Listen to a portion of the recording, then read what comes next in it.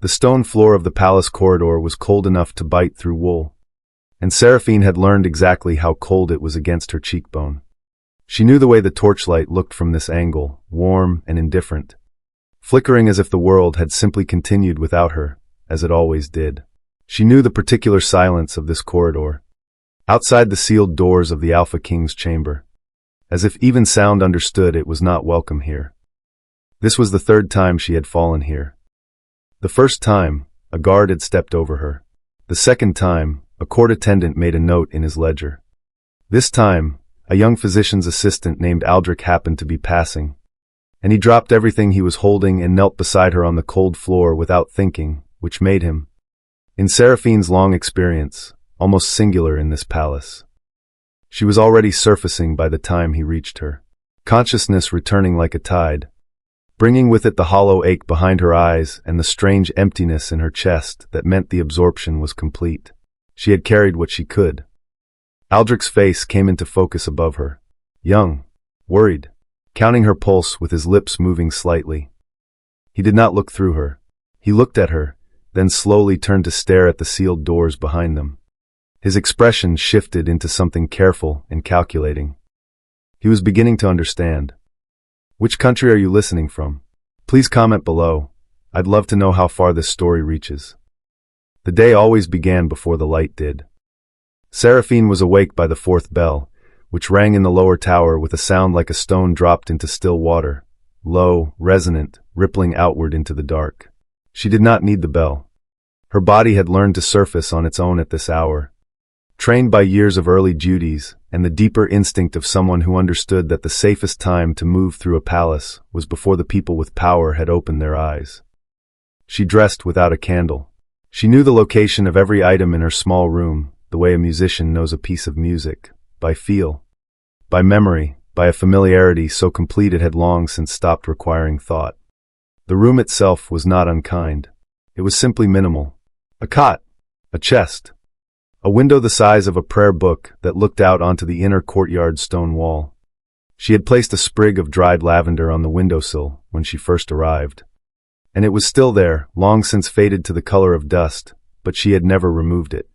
Some mornings it was the first thing she looked at.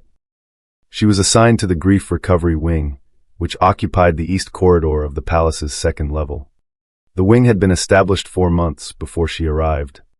Created in the immediate aftermath of the Princess Lyra's death in the northern raid, an attack that had taken 17 lives and shattered the king's capacity to function in ways the court was still trying to manage from a careful distance.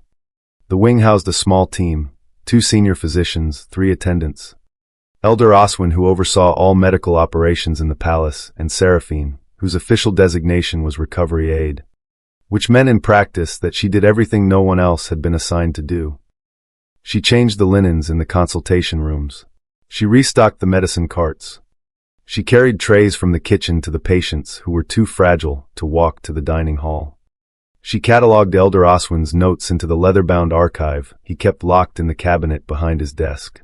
She was quiet, efficient, and thorough, and the senior physicians had learned to rely on her in the specific way that people rely on furniture, with gratitude they never thought to express, because it had not occurred to them that furniture required gratitude. Elder Oswin was different.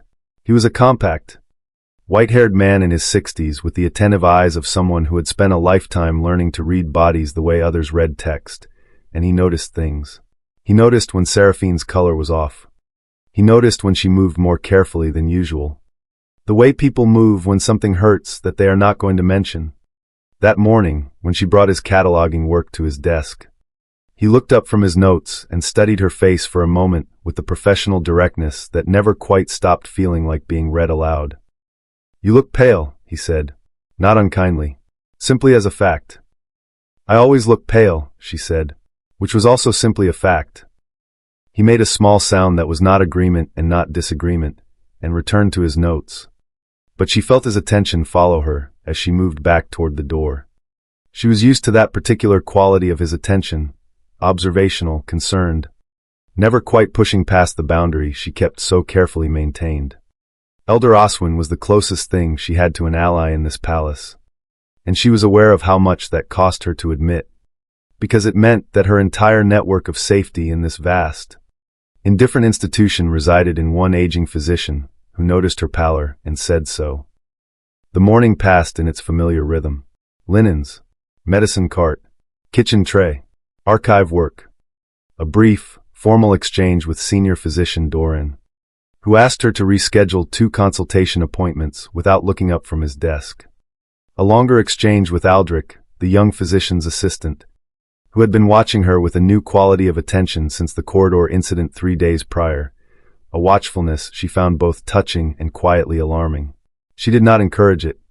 She smiled at him with the specific warmth she used to indicate that everything was fine and there was nothing to investigate, and moved on.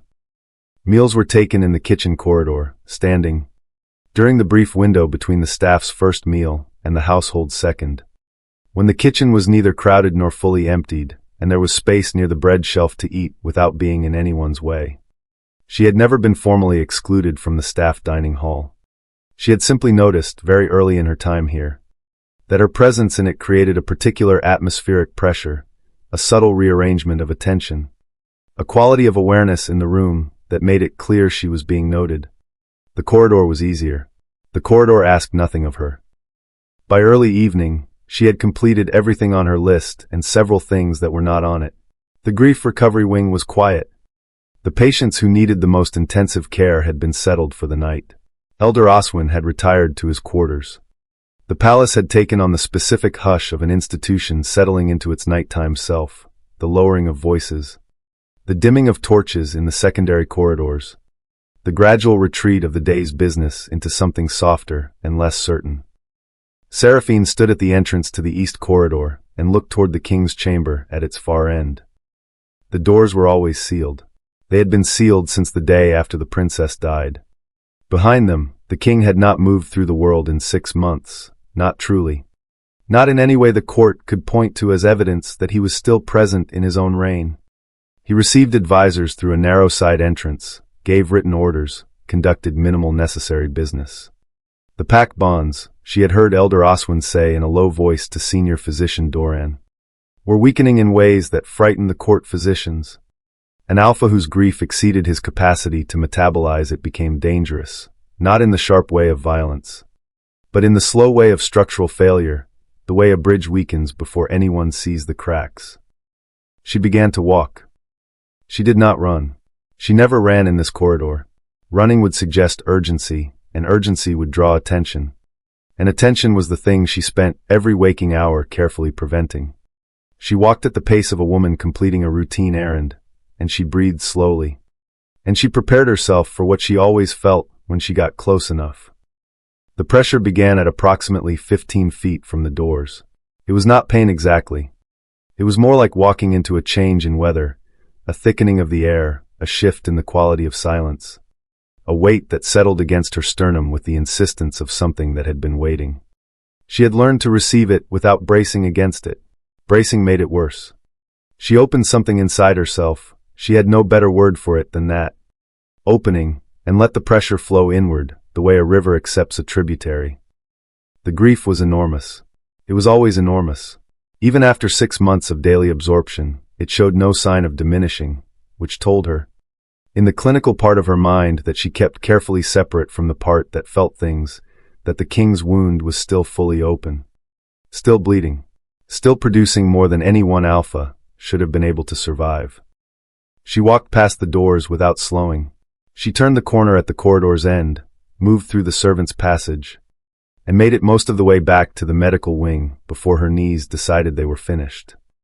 She found the wall with one hand and slid down it into a controlled descent. Sitting on the cold floor with her back against the stone, her eyes closed, waiting for her vision to stop tilting. This happened sometimes. Not always. On the bad nights, she fainted outright. On the better nights, she simply needed a few minutes to let her body redistribute what she had carried. Tonight was a better night. She breathed. She counted. She waited. She had chosen this, she reminded herself. Every day she chose this. Not because anyone had asked her to. Not because she expected recognition or relief or anything at all in return. She had chosen it the way she had always made her most important decisions, quietly, privately. with the full understanding that no one would ever know, and the belief that it was necessary regardless. She did not know if that made her brave. She was not certain it mattered. What she knew was that somewhere behind those sealed doors, a king was still standing. Barely, in ways the court could not quite measure, but still standing. And she knew, as certainly as she knew the cold of the corridor floor, that she was part of the reason why. Tomorrow she would walk past those doors again. And the day after. And the day after that. She sat in the dark servants' passage until her legs felt reliable again, then rose, brushed the dust from her uniform, and walked back to her room with the careful, even steps of a woman who had somewhere to be in the morning. She always had somewhere to be in the morning. Seraphine had a name for it, privately, in the language she used only inside her own head. She called it the tide. It was not a poetic name so much as an accurate one. It behaved like water. It had pull and weight and direction. It responded to proximity the way a tide responds to the moon. And it did not ask her permission before it moved. She had been born with it the way other people were born with the shape of their nose or the color of their eyes. Not chosen, not earned, simply present, simply hers. A fundamental fact of her physiology that she had spent most of her life learning to manage the way a sailor learns to manage weather.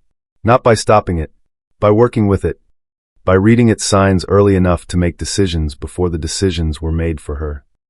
She understood her gift with the precision of someone who has had no teacher except observation and no laboratory except her own body. She knew, for instance, that the tide activated in response to emotional frequency, specifically the frequency produced by grief in its most acute forms, the kind that exceeded the bearer's capacity to contain it and radiated outward as a kind of invisible pressure. She knew that her body responded to this pressure involuntarily, the way lungs respond to air, not by deciding to breathe but simply by breathing. She knew that the absorption happened in layers, first a warmth behind her sternum, then a heaviness in her limbs, then, if the source was powerful enough, a progressive dimming of her senses until consciousness became optional rather than certain. She knew the thresholds. She knew how much she could carry in a single pass without losing her footing. She knew how much recovery time she needed between absorptions of significant magnitude. She knew that the king's grief was unlike anything she had ever encountered in terms of sheer volume and density, that walking past his chamber door was categorically different from absorbing what she had managed before in her life. The ordinary human griefs of ordinary people, devastating to them but manageable for her. What she did not know, what she had never been able to determine from observation alone, was whether any of it was permanent. Whether the grief she absorbed left anything behind in her. Whether 6 months of daily transference had changed something in her physiology that was not going to change back. This was the question she did not examine closely. She had learned, over the years, that some questions were better left at the edge of one's thinking rather than carried to the center. The center was where things became real in ways that made them harder to manage. She was thinking about all of this on a Tuesday morning when Elder Oswin appeared in the doorway of the small supply room where she was cataloging medicine stocks, and said, without preamble, in a voice that was careful in a way his voice was not usually careful, "I need to speak with you. Not here. My office." She looked at him over a jar of dried fennel root. His face was arranged in the expression of a man who has recently understood something he wishes he had understood sooner. She put down the fennel root and followed him. His office was a small, cluttered, intensely organized room that smelled of old paper and medicinal herbs and the particular variety of concentration that accumulates in spaces where serious thinking has been done for a long time. He closed the door behind them, which he did not usually do. He gestured to the chair across from his desk, which he also did not usually do. She typically stood during their work conversations, and he had never corrected it. And now he was offering her a seat with the deliberateness of a man who wanted her to be comfortable for something that was going to be uncomfortable. She sat. She folded her hands in her lap. She waited, with the patience of someone who has spent a great deal of time waiting for things she could not control. Oswin sat across from her and opened the folder on his desk. She could see, from where she sat, that it contained 2 sets of notes side by side, 2 different handwriting styles, 2 different columns of observations. He had been comparing something. "I want to ask you something," he said, And I want you to know before I ask it that your answer, whatever it is, will be heard by me and no one else unless you give me specific permission to share it. That is a formal medical privacy guarantee, not a courtesy. Do you understand? Yes, she said, in the voice she used when she needed to sound entirely calm. When did the fainting episodes begin? She was quiet for a moment, not the stillness of someone who did not know the answer, but the stillness of someone deciding how much of the answer to give. Shortly after I was assigned to the East Corridor, she said finally. He nodded slowly, the way people nod when a number has confirmed a calculation they were already running. He looked down at his notes, then back up at her. Seraphine. His voice was very quiet. I have been reviewing my documentation of your episodes alongside the physiological progression. Records we have been keeping on the king's grief illness. The correlation between his acute episodes. The periods when his pack bond frequency drops most significantly, and the timing of your collapses is not coincidental. It is too precise to be coincidental. I need you to tell me what is happening. The room was very still. She could hear the distant sound of the palace going about its business, voices somewhere in the corridor beyond the door, the muffled clang of something metal from the far end of the medical wing, the ordinary sounds of an ordinary morning, continuing without concern for what was being understood in this small room. She thought about her parents' kitchen, and the particular quality of her mother's voice when she said, "Do not tell anyone. Do not ever let anyone see. Do not make us known for this." She thought about the chapel when she was 7 years old. She closed her eyes for a single breath. Then she opened them and told Elder Oswin the truth. She did not tell it dramatically. She told it the way she processed most difficult things, methodically, in order, without ornamentation. She told him about the tide. She told him how it worked, what it felt like, what it cost her physically, how she had learned to calibrate her proximity to sources. She told him, in plain language, what happened every evening when she walked down the East Corridor. She told him how much she had been carrying. She watched his face change as she spoke, moving through professional attention into something deeper and more personal. The expression of a man revising his understanding of something he thought he already knew. When she finished, he was quiet for a long time. "How long?" he said very carefully. "Have you been doing this without telling anyone?" 6 months, she said. "Since the week after Princess Lyra died." He pressed his hands flat on the desk.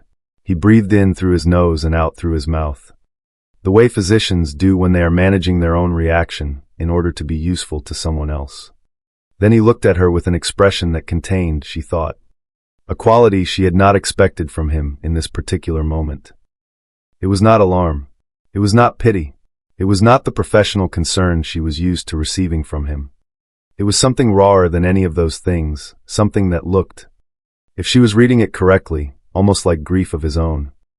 "You should have told me," he said. "I know," she said. "Why didn't you?" She looked at her folded hands. She thought about all the true answers to that question, the years of training, the chapel floor, her mother's voice, the palace's particular indifference. The way being seen had never once in her life resulted in anything she would describe as safety.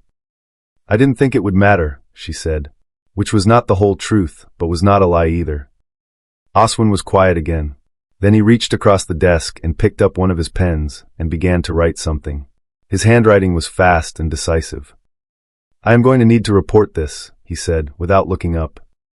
The word report landed in her chest like a stone into still water, sending ripples outward in all directions. "To whom?" she asked, and her voice was admirably steady. He looked up. His eyes met hers. "To the king," he said. And that was the moment Seraphine understood that the careful invisible life she had built in this palace, the one that had kept her safe by keeping her unseen, was about to end. She did not sleep that night. She lay on her cot in the small room with the dust-colored lavender on the windowsill, and she stared at the ceiling, and she thought about a village at the edge of the northern border where she had been born, and a chapel with stone floors, and the particular sound of 20 people crying at once. She had been 7 years old. The funeral was for a neighbor, a farmer named Aldous who had died of a winter fever, leaving behind a wife and 4 children and a community that had loved him in the uncomplicated way of people who live close to the land and understand, without needing to articulate it, how much they depend on one another. The chapel had been full. The grief had been enormous, not the sharp, operatic grief of courts and kingdoms, but the dense, saturated grief of ordinary people who have lost something real and irreplaceable and do not have the vocabulary to contain it. Seraphine had sat in the back pew between her mother and her father, and she had felt it begin almost immediately. The warmth behind her sternum, the heaviness in her arms, the gathering pressure, like weather moving in, except the weather was inside the room. Inside the people, radiating outward from every direction at once. And she was the lowest point in the landscape, the place where it all collected. She had not understood, at 7, what was happening.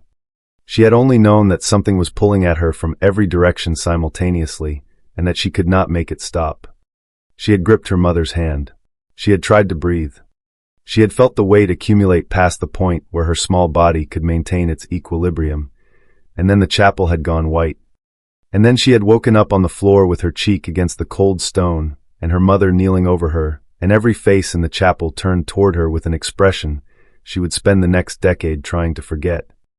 Not concern, not compassion, something closer to wariness. The look of people confronted with something they do not understand, and have therefore instinctively categorized as threat. Someone in the back of the chapel said the word leech. She had not known what it meant at 7. By 8, she understood it completely. The community's response had been swift and collective in the way of small communities that rely on shared narratives to manage their fear. The story that circulated, that Seraphine had somehow fed on the grief of the mourners, had drawn it out of them like a parasite, had disrupted the solemnity of a funeral for her own mysterious purposes, was not accurate. But it was coherent, and coherence was what frightened people needed. Her family's social standing, which had never been particularly elevated, dropped sharply within the following month. Invitations stopped arriving. Conversations in the market became shorter, more careful, edged with a politeness that was a form of distance. Children at school sat away from her.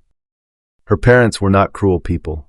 She had understood, even as a child, that their response came from fear rather than from any failure of love. But fear, when it is sustained long enough, develops the same grooves as cruelty and becomes difficult to distinguish from it by the person on the receiving end. Her mother had sat her down 2 weeks after the chapel incident with the expression of someone delivering necessary medicine regardless of the taste, and explained to her, carefully and completely, that her gift was not something to be shared, not something to be demonstrated, not something to be discussed, acknowledged, or in any way made visible to the world outside their immediate family. "You're going to learn to be quiet about this," her mother had said. "Not because it is shameful, because it is dangerous. For you. Do you understand the difference?" She had said she did. She was not certain at 8 that she did. She came to understand it very well in the years that followed. She learned silence the way other children learned to read, through repetition, through correction, through a gradual internalization that eventually made the behavior feel natural rather than imposed. She learned to move through spaces without drawing attention. She learned to speak only as much as a situation strictly required. She learned the specific art of making herself functionally invisible, not absent, because absence was noticed, but present in the particular way of background elements, the kind of presence that registered only when it was gone. At 14, her parents sent her to the capital. The official story was opportunity, a placement as a domestic worker in the palace household, which was genuinely prestigious for a family of their designation and standing. The actual calculus, she knew even then, was more complicated. The village had not forgotten the chapel. She had grown into a teenager who was careful and quiet and utterly unremarkable in every visible way. But the original story had calcified into local legend, and legend has a long memory. Distance was the cleanest solution. She arrived at the palace with 2 changes of clothes, a letter of placement, and 17 years' worth of training in the art of not being noticed. The palace, she discovered quickly, was an environment uniquely suited to that particular skill. It was large enough that invisibility was structurally available. There were entire wings, entire hierarchies where a quiet, competent, unremarkable Omega worker could exist for years without anyone above a certain rank registering her as a person with an interior life.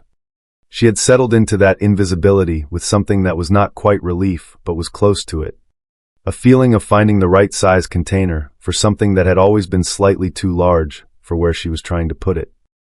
She had been at the palace for 3 years when Princess Lyra died. She remembered the morning clearly. The news had moved through the household in the specific way of catastrophic information, in waves. Each wave slightly more detailed and more terrible than the last, spreading outward from whatever source had first known until it reached every corner of the building, and there was no one left who did not understand that something irreversible had happened. She had been in the supply corridor when she heard. She had stood very still for a moment, the way she always did when information required processing. And she had thought about the king, whom she had seen perhaps 3 times in her years at the palace. From a respectful distance, the way one sees weather, and she had thought about grief, and what it looked like at that scale, and what it would do to a man who had built his entire identity around strength and command, and the assurance of his own capability. She had gone about her work that day. She had gone about her work the next day, and the day after. She had been reassigned, in the general reorganization that followed the princess's death, to the grief recovery wing in the East Corridor. She had begun her new duties quietly, competently, unremarkably. And on the 3rd day of her new assignment, she had walked down the East Corridor for the first time and felt the king's grief hit her like a wall. She had stopped walking. She had stood in the middle of the corridor and absorbed what was coming at her and felt her knees threaten and steadied herself against the wall with one hand. She had stayed there for a moment, breathing, while the tide moved through her. She had made a decision. Not a dramatic decision. Not a decision she announced to herself with any sense of ceremony or sacrifice. Simply a quiet, private, practical decision of the kind she had always made, the only kind she knew how to make. She would walk past those doors every day, as part of her route. She would absorb what she could absorb. She would make sure the king's pact bonds held. She would do it without telling anyone. Because no one had asked her to. Because she expected nothing in return. Because she had learned, in a chapel at 7 years old and a dozen times since, that her gift was not safe to reveal. And because, beneath all the practical logic and all the careful training, there was something else, something she had never quite managed to train away. A stubborn residual warmth in her that insisted, regardless of evidence to the contrary, that some things were worth doing simply because they needed to be done. She lay on her cot and stared at the ceiling and thought about Elder Oswin's face when he said the word report, and the way it had landed in her chest like a stone. She had kept her secret for 6 months. She had kept some version of it for her entire life. Tomorrow, it would be someone else's knowledge. She closed her eyes. She listened to the palace settle around her, the groaning of old stone, the distant sound of the night watch changing, the wind moving through the inner courtyard. She thought about her mother's voice. You are going to learn to be quiet about this. She had learned. She had been so quiet for so long. The question that kept her awake, turning in her chest with the slow, insistent weight of something that mattered, was this. What happened to a person who had been silent for so long that silence had become the only language they knew how to speak? She did not have an answer. Not yet. But somewhere in the palace, behind sealed doors, in a chamber she had never entered, in the presence of a man she had never truly met, the conditions were assembling themselves for the answer to find her. She did not know that yet either. She simply lay in the dark and breathed and waited for morning. Elder Oswin had not slept well either. He sat at his desk before dawn with 2 folders open side by side and a candle burning low between them. And he did what physicians do when something has disturbed their professional equilibrium. He returned to the evidence. He read his own notes first. 14 documented fainting episodes in 6 months, all occurring in the East Corridor or in the servants' passage immediately adjacent to it. Onset times clustering consistently between early evening and late night. Recovery times averaging 20 to 30 minutes. No fever. No structural illness. No dietary deficiency that would account for the pattern. He had attributed it, in the absence of a better explanation, to overwork and the particular stresses of assignment to a grief recovery unit. He had noted it. He had monitored it. He had not connected it to anything else because he had not known to look for a connection. He opened the second folder. The King's Physiological Progression Records. Maintained by senior physician Doran with the meticulous anxiety of a man who understood that the information he was tracking had direct implications for the stability of the entire realm. Pack bond frequency measurements, taken weekly through a standardized resonance assessment. Alpha command output readings. General vital indicators. The records told a story of slow deterioration over the first 3 months following Princess Lyra's death. Followed, and this was the part that had stopped Oswin's breath when he first noticed it, by a pattern of partial stabilization that did not correspond to any of the treatments Doran had implemented. The stabilizations were irregular, slight, but unmistakably real. And they corresponded, with a precision that made the back of Oswin's neck prickle, to the mornings after Seraphine's most severe episodes. She had been absorbing the overflow, every evening, for 6 months. And the king had been fractionally, incrementally holding together because of it, without anyone, including Oswin himself, understanding why. He closed both folders and pressed his hands flat against the desk and breathed. The medical implications alone were significant. Extended grief transference of the magnitude Seraphine had been sustaining carried documented risks, physiological accumulation, resonance fatigue, in severe cases permanent damage to the transference mechanism itself, which in practical terms meant a progressive loss of her ability to regulate her own emotional processing. She had been risking herself in ways she had almost certainly understood and chosen to absorb along with everything else, in her characteristic silence. Welcome back to the Alpha King Caelan channel. Today I'm bringing you a brand new and incredibly captivating story that will surely enthrall you if you listen to the whole video. The story is entirely fictional. The video is created using AI, and it's designed to provide value, entertainment, and positive education for viewers aged 13 and up. Now, let's dive into today's story. He wrote his report in 1 hour. He wrote it twice. The first draft was too alarmed. The second was precise and clear, and contained everything the king needed to know without editorializing beyond what the evidence demanded. He sealed it. He sent it with the morning courier to the king's side entrance at the 6th bell.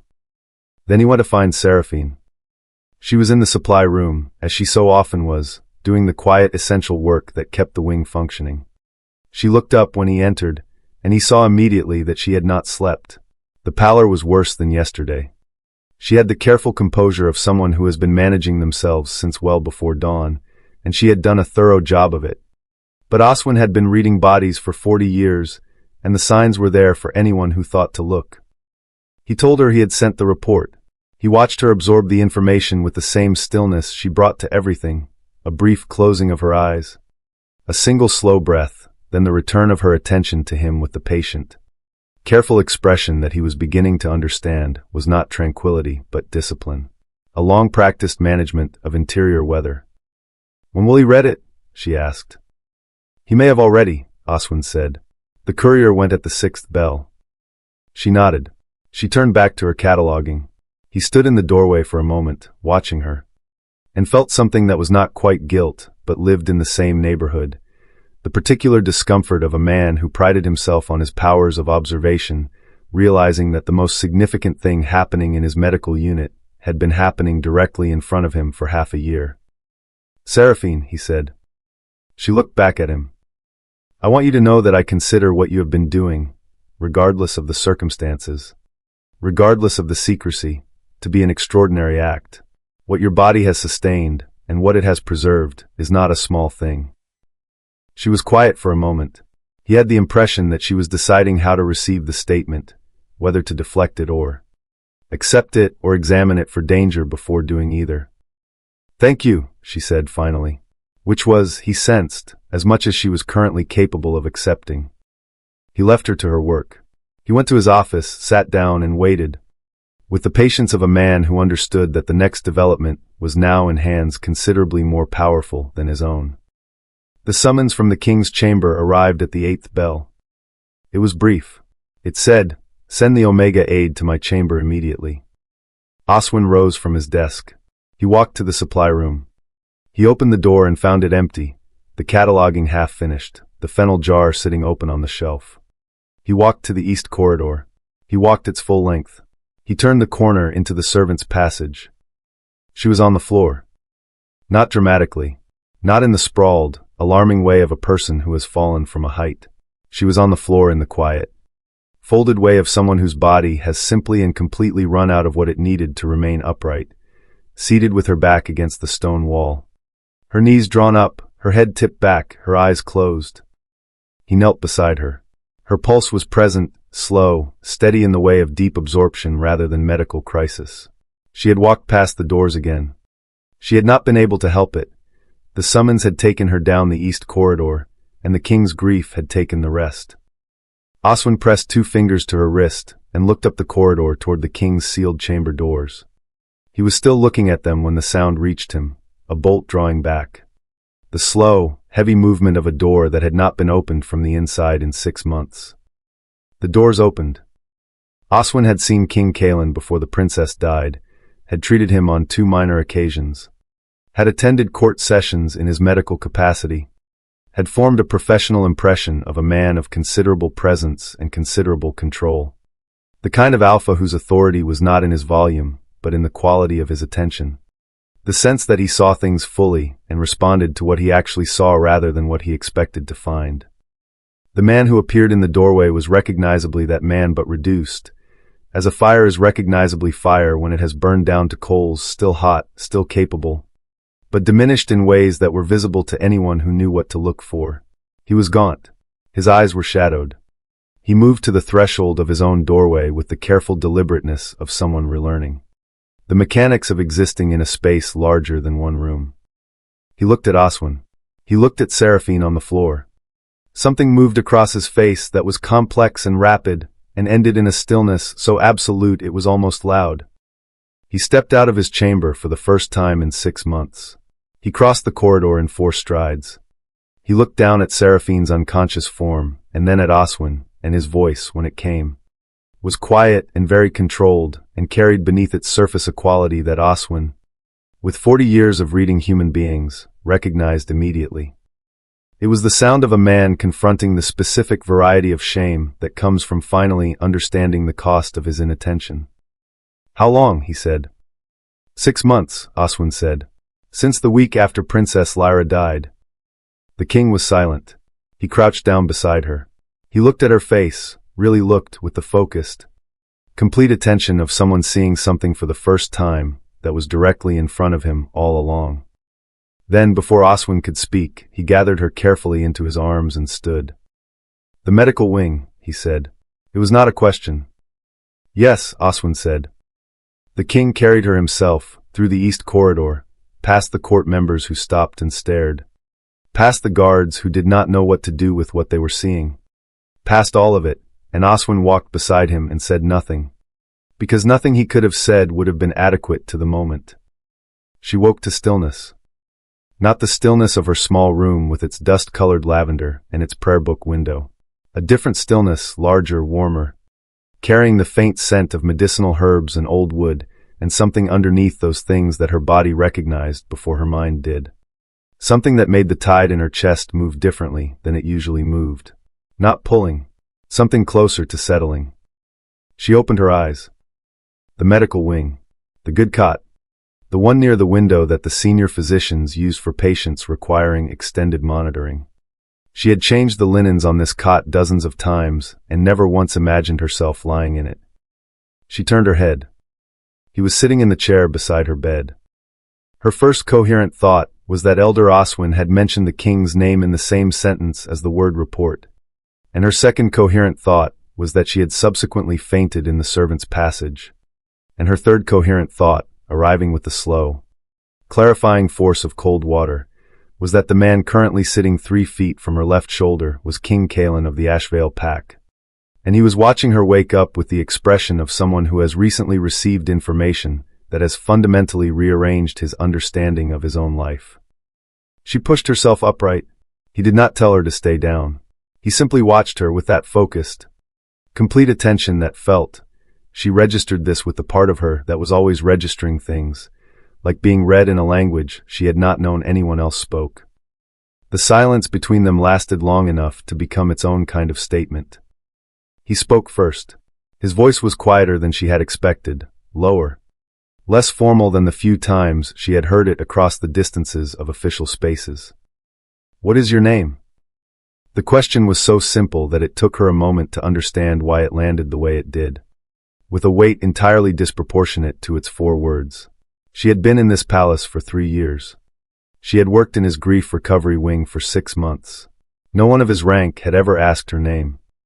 "Seraphine," she said. He repeated it, not as confirmation, as if he was testing the weight of it, learning the shape of it in his own mouth. She watched his jaw move around the syllables and felt something shift in her chest that she immediately and firmly declined to examine. "Seraphine." He looked at his hands, then back at her. "I have been attempting, for the past 2 hours, to construct an adequate response to what Elder Oswin told me. I have not succeeded." She said nothing. She had learned that silence, in moments of uncertainty, was the safest form of waiting. "I want to apologize to you," he said. "I find that I cannot locate the right words." Which is a pause. Something moved across his face that might, in another man, in another context, have been called helplessness. "That is not a condition I am accustomed to." "You don't need to apologize," she said, which was what she always said in situations that called for deflection. And it came out automatically before she could consider whether she meant it. "You are wrong," he said, simply and without heat. "Ido. I need you to know that I understand I am wrong, even if I cannot yet say it correctly." She looked at him directly for the first time. It was a strange experience, not frightening, as she would have predicted, but vertiginous. The way looking from a great height is vertiginous. He was not what the court's careful, distant impression of him had suggested. He was more present than that, more human. The gauntness she had observed in Oswin's description was visible up close, the shadows beneath his eyes. The angles of his face that spoke of months of inadequate sleep and inadequate nourishment. He looked like a man who had been surviving rather than living, and doing so without anyone close enough to notice the distinction. She understood that. She understood it specifically and personally, in her bones. "How much do you know?" she asked. "About what I was doing?" Oswin explained the mechanism, he said. "As much as he understands it. He said there are aspects he cannot fully document because you are," he used the phrase, "extraordinarily rare." Something that was almost a smile moved at the corner of her mouth before she could stop it. He is being generous. The more accurate phrasing would be inadequately researched. The gift has no formal documentation because no one who possessed it has historically been in a position to report it safely. He was quiet. She saw him absorb that, not just the surface of it, but the implication beneath it, the history of invisibility encoded in the fact. "Because they were omegas," he said. "Yes." Another silence. This one had a different texture, heavier, with the specific weight of a person sitting inside and understanding they would prefer not to have arrived at. He reached toward her then, a movement that seemed to begin without his full authorization, his hand lifting slightly from the arm of the chair, angling toward the space between them. He stopped himself, returned his hand to his own side. The gesture, interrupted, was somehow more revealing than it would have been completed. He stood. He was taller than she had registered from a distance, or perhaps it was simply that she had never been this close to him before. Never been in the same room with him at a scale where his physical presence was something she had to account for. "I will come back," he said. It was not phrased as a request, but it carried the quality of one, uncertain in the way of something that was not entirely sure of its welcome. She looked up at him from the cot and considered all the responses available to her and chose the only one that was fully true. "All right," she said. He left. She listened to his footsteps move down the corridor, unhurried, deliberate. The walk of a man carrying something heavy and choosing to carry it carefully. She lay back against the pillow and stared at the ceiling of the medical wing and pressed one hand flat against her sternum, where the tide was doing something she had no clinical category for. It was not the pull of absorption. It was not the weight of transferred grief. It was something warmer than either of those things and considerably more dangerous, because she had no established protocol for managing it and no prior experience from which to draw guidance. She was going to need to be very careful. She was not entirely certain she wanted to be. Oswin used the word resonance. He said it carefully, in the manner of a physician delivering a diagnosis he has triple-checked because he does not want to be wrong about it. Sitting across from Seraphine in his office the morning after her conversation with the king, his hands folded on the desk, his expression carrying the particular gravity of someone who understands that the information he is about to share will change the shape of someone's life. Extended grief transference between an Omega with active gift and an Alpha in acute emotional distress, he said, creates, over time, a sympathetic resonance, a frequency alignment. The medical literature, what little exists, describes it as functionally analogous to a mate bond in its depth and its biological persistence. Though different in origin, it is not chosen. It develops through sustained proximity and repeated transference, below the level of conscious decision. Seraphine sat very still. How deep, she said. Deep enough to be measurable, Oswin said. Deep enough that your body is already orienting toward his emotional state as a baseline reference point. Which is why your absorption episodes have been intensifying rather than stabilizing. You are not simply passing his corridor anymore. You are attuned to him. The closer he is to acute distress, the stronger your body's response, regardless of physical distance. She absorbed this information the way she absorbed most difficult things, in silence, with the careful, methodical attention of someone who needs to understand something fully before she can decide what to do about it. She thought about the warmth in her chest the previous evening when she woke in the medical wing. She thought about the way the tide had moved differently in his presence, not pulling, not overwhelming, but settling like water finding its level. She had noticed. She had filed it under things not to examine too closely. She was beginning to understand that category had been doing a great deal of work on her behalf for some time. Is it reversible? She asked. Oswin was quiet for a moment in the specific way of someone deciding how much of a difficult answer to give. There are two documented resolution pathways, he said. Severance, a formal ritual process that would interrupt the resonance and return both parties to their prior independent baselines. Or completion, a formal recognition of the bond, which would stabilize it into a permanent structure. He paused. Severance carries risks for the Omega party in particular. The interruption of an established resonance of this depth creates significant physiological stress. And completion, she said. What does that mean legally? It would constitute a formal bond declaration, with all the designations that implies. The room was very quiet. Outside the window, the palace was conducting its ordinary morning business with its ordinary indifference to the extraordinary things happening in small offices within its walls. I see, she said. And she did see completely, with the clear-eyed precision of someone who has always preferred to know the full shape of a thing, even when the shape is inconvenient. She left Oswin's office and returned to her duties with the disciplined composure that was her most reliable tool. And she spent the rest of the morning being extremely competent at her work and not thinking about any of this. Which was to say she thought about it constantly while her hands performed their tasks on automatic. Across the palace, Caelan was not managing it better.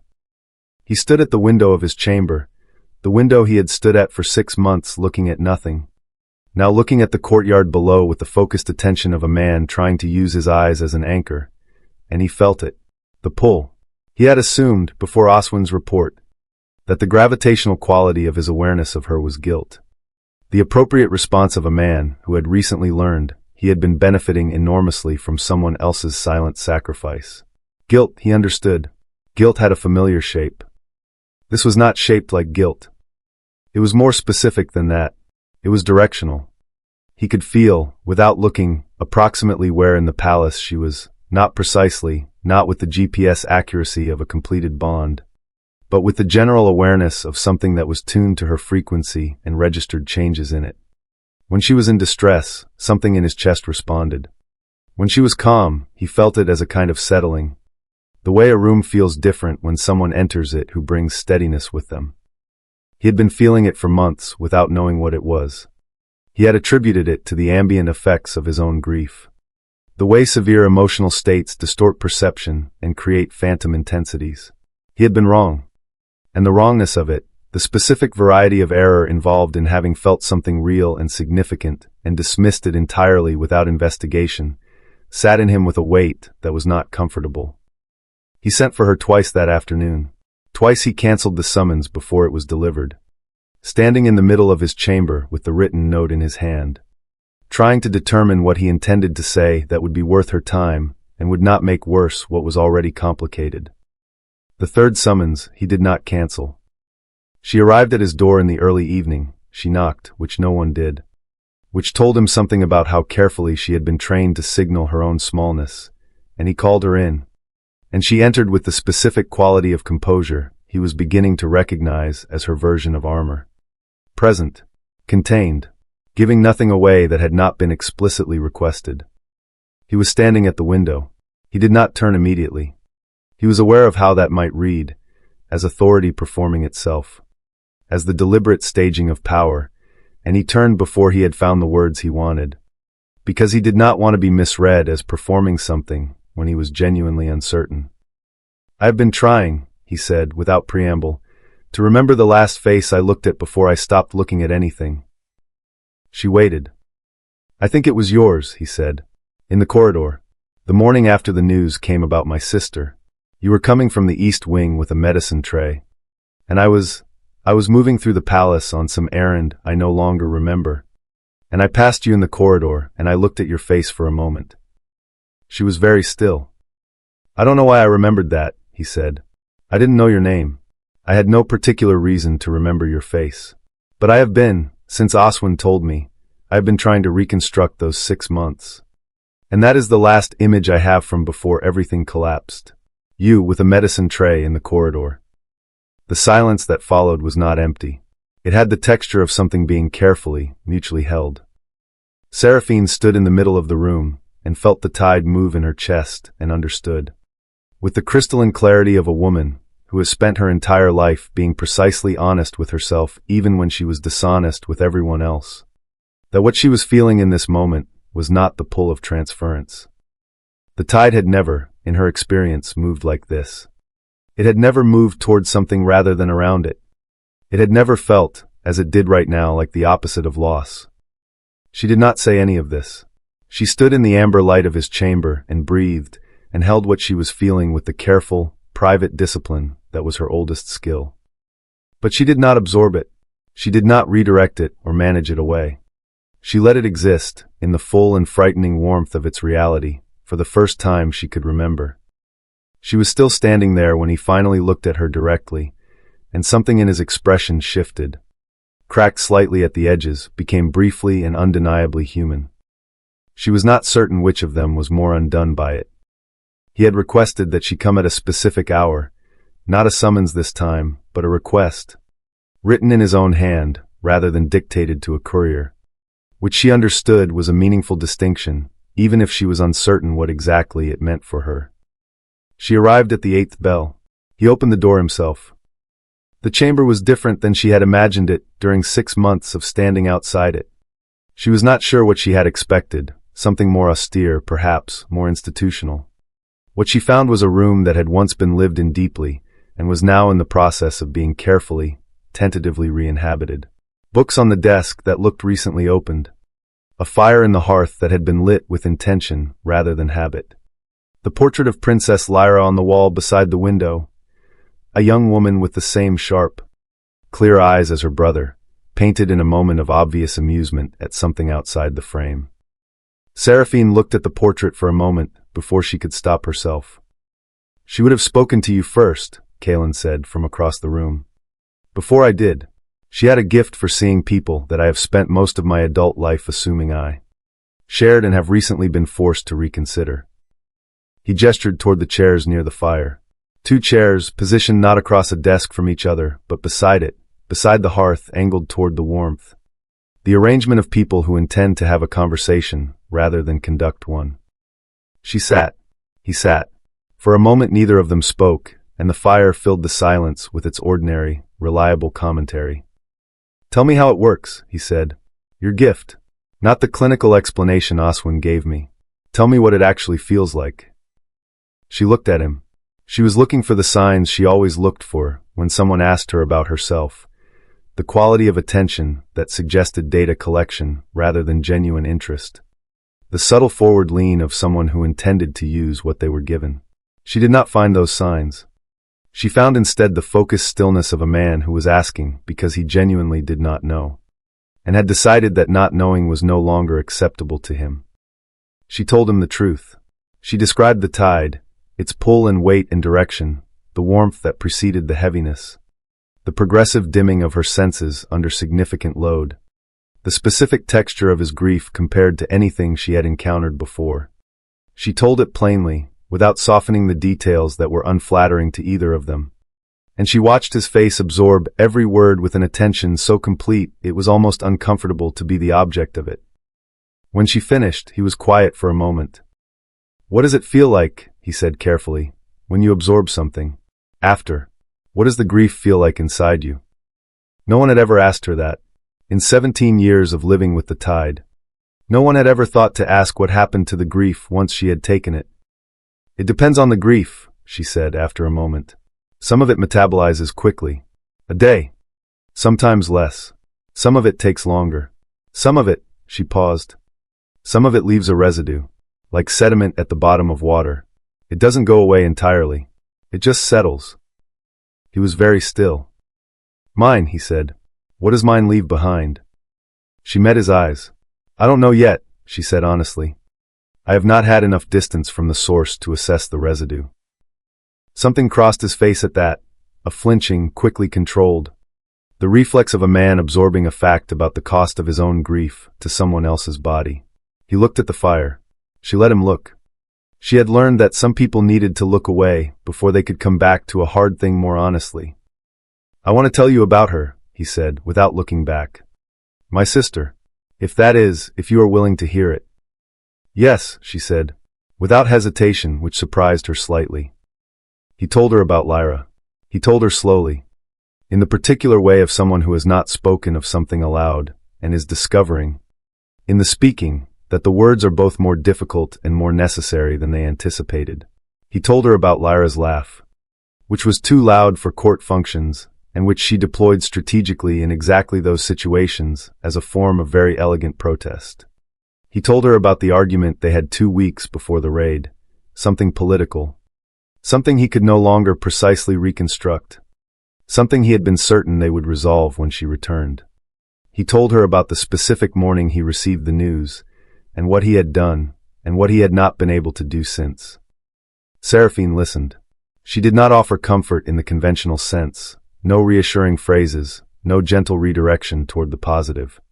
She simply listened with the complete attention of someone who understood, from long personal experience, the specific value of being heard without being managed. She did not absorb his grief this time. She was aware of the choice, conscious, deliberate. The first time she had been in proximity to his acute grief, and actively chosen not to draw it inward. She let it exist in the room between them, in the air, in the firelight. She let it be his. He noticed. She was not certain how she knew that he noticed. But she did, some shift in his posture toward the end of the telling, a quality of something released. "You didn't take it," he said quietly. "Not an accusation. An observation." "No," she said. "Why?" She thought about it honestly before answering. "Because it belongs to you," she said. "I have been carrying it on your behalf because you needed that. But you don't need that anymore. You can hold it yourself now. You are holding it right now." He looked at her for a long moment. The fire crackled between them. She was aware of his breathing, steadier than she would have predicted, slower. The measured breath of a man who was, for the first time in 6 months, actually present in his own grief rather than drowning in it. "Is that what you were doing?" he said. "Holding it until I could?" "Yes," she said, simply, without embellishment. He looked back at the fire. When he spoke again, his voice was lower, rougher at the edges in the way of something that has been used carefully for a long time and is finally being allowed to be imprecise. "Thank you," he said. "I know that is insufficient. I know it does not begin to account for what you gave. But I need you to hear me say it regardless." She sat in the firelight and received it, not deflecting, not minimizing, not redirecting. She let it land. It was harder than absorbing grief. It was harder than anything she had done in this palace. But she held it. The palace was quiet at the 3rd bell of the night, and Caelan was not sleeping. This was not new. Sleep had been an unreliable country for 6 months, a place he could visit only briefly and from which he was regularly expelled without warning. Returning to consciousness in the dark with the specific disorientation of someone whose interior landscape has been rearranged while they were not paying attention. But tonight the sleeplessness had a different quality than it usually did. It was not the hollow, gray insomnia of grief. It was something sharper. Something that required him to think rather than simply endure. He sat at his desk with Oswin's medical report open in front of him and a candle burning beside it, and he read it again. He had read it 4 times since it arrived. Each reading produced a different quality of understanding. The first had been shock. The second had been the attempt to find errors in the data. The third had been something he could only describe as a slow, thorough dismantling of his previous understanding of the past 6 months, and the fourth, which he was conducting now, was the kind of reading that happens when a person has stopped resisting what the document is telling them and is simply sitting inside it. The numbers were precise. Oswin was a precise man. 14 documented fainting episodes, cross-referenced against the king's own physiological records with a methodical care that left no interpretive wiggle room.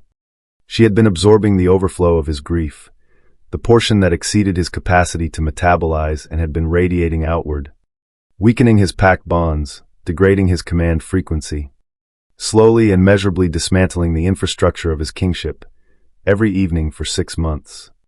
The pack bond stabilizations that Doran had been cautiously noting in his weekly assessments, attributing to the general passage of time and the body's natural healing mechanisms, were not natural.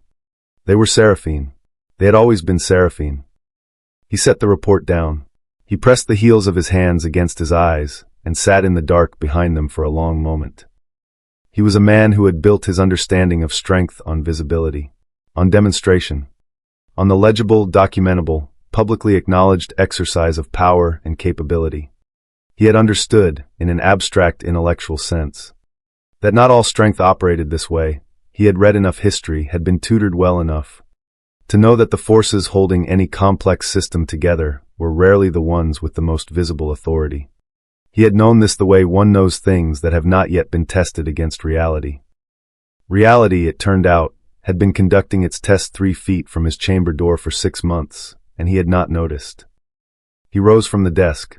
He moved to the window and looked out at the inner courtyard, dark and still in the deep night.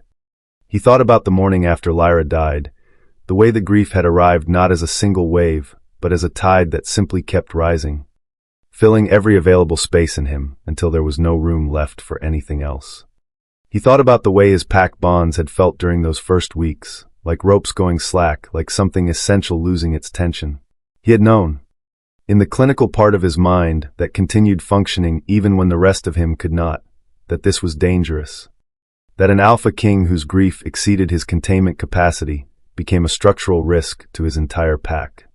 He had known it and had been powerless to change it, which was its own specific variety of suffering for a man who had never previously encountered the boundaries of his own capability so starkly.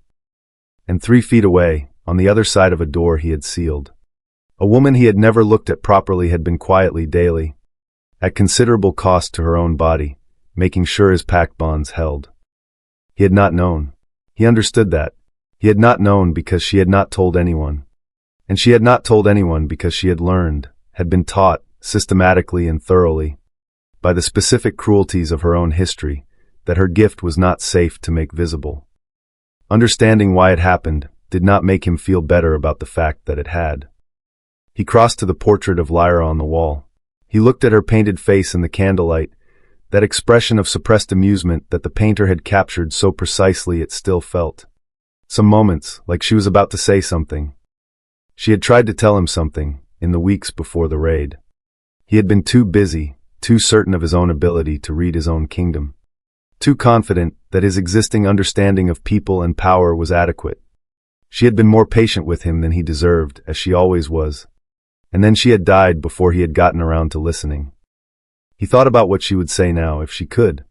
He thought about her voice, the specific tone she used when she was making a point she considered important, and was carefully managing the impulse to simply say it too loudly and with too much certainty. She would have told him that the people who hold kingdoms together are rarely the ones with the thrones.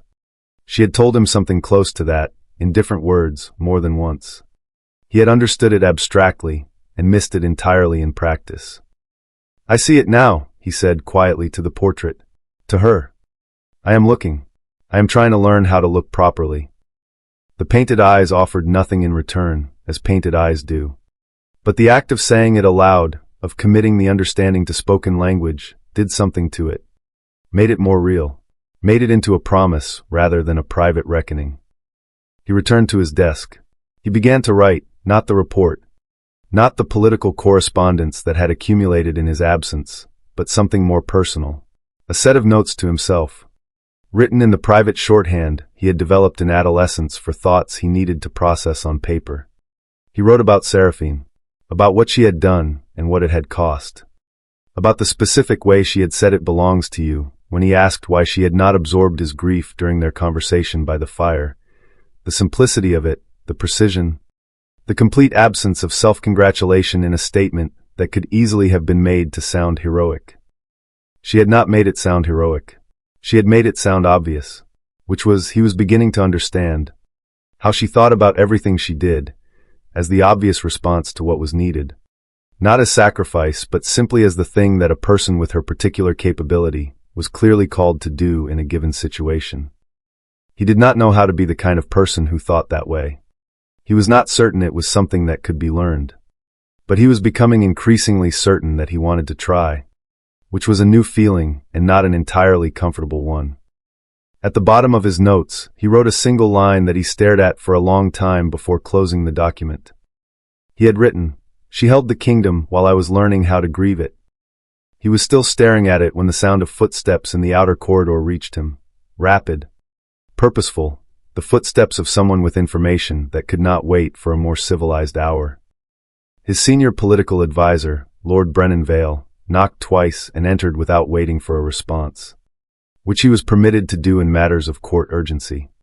His face held the specific expression of a man who has recently become aware of a situation he considers manageable only if addressed immediately.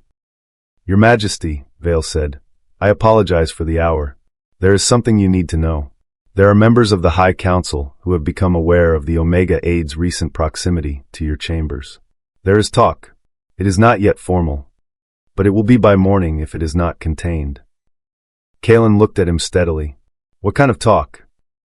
"The kind," Vale said carefully, "that questions the nature of her influence on your recovery." The candle on the desk burned without comment. Caelan was very still in the way he became still when something required a response he was not yet ready to give, not because he did not know what he thought, but because what he thought needed to be delivered at the right moment in the right form to be effective rather than merely satisfying. "Thank you, Vale," he said quietly. "I will address it in the morning." After the advisor left, Caelan sat alone in the candlelight and understood that the reckoning he had been conducting privately in his own chamber was about to become a public one. He came to find her himself. No summons, no courier, no formally worded request delivered through official channels. She was in the palace gardens at the hour before dawn. She had developed the habit weeks ago, when sleep became something that happened to her in fragments rather than in full. And she had found that the gardens in the deep pre-dawn had a quality of stillness that her small room could not provide. The air was cooler there, and the darkness was softer. And nothing was required of her in that hour except to exist, which was, she had discovered, a surprisingly difficult thing to practice after a lifetime of existing specifically in relation to what others needed. She heard his footsteps on the gravel path before she saw him. She knew them. She had learned the particular cadence of his walk in the past week of unexpected, unscheduled conversations, the way his steps were deliberate without being heavy, carrying authority without performing it. She did not turn immediately. She looked at the sky above the garden wall, where the darkness was beginning to soften at its edges in the way that preceded dawn, a barely perceptible lightning that required attention to notice. He came to stand beside her, not close enough to crowd, close enough to be present. "I come here sometimes," she said, before he could speak. She was not sure why she said it, an offering perhaps. A small voluntary disclosure of something that was hers, given before it was requested. "I know," he said. "Oswin mentioned it. He said you have been sleeping poorly." She glanced at him. "Oswin notices too much." "It is his most useful quality," he said, and there was something in his voice that was almost dry, almost warm, almost the shadow of a man who had once been capable of something like humor, and was tentatively discovering that capacity was not entirely gone. They stood in the pre-dawn dark and looked at the sky together, and for a moment neither of them said anything. And the silence had the quality she was slowly learning to recognize as specific to him. Not the silence of someone who had nothing to say, but of someone who was choosing carefully among the things he could say, and giving the choosing the attention it deserved. "I want to ask if we can walk," he said, "if you are willing." She considered the request with the thoroughness she brought to all decisions that involved allowing herself something she wanted. She was willing. She noted with the honest precision that was her oldest habit, more than willing. She was aware of wanting it clearly and specifically, which was still new enough to feel slightly dangerous. "All right," she said. They walked. The garden was long and formal in the manner of palace gardens, symmetrical, geometric. The kind of beauty that has been planned within an inch of its life, and is no less beautiful for that. And they moved through it at the pace of people who have nowhere to be, and are choosing, consciously, to treat that fact as a gift rather than an absence. He told her about Lyra's laugh first. She had heard a version of this at the fireside, the too loud laugh deployed in court functions as elegant protest. But this time he told it differently, less as an illustration of a character trait, and more as a specific memory.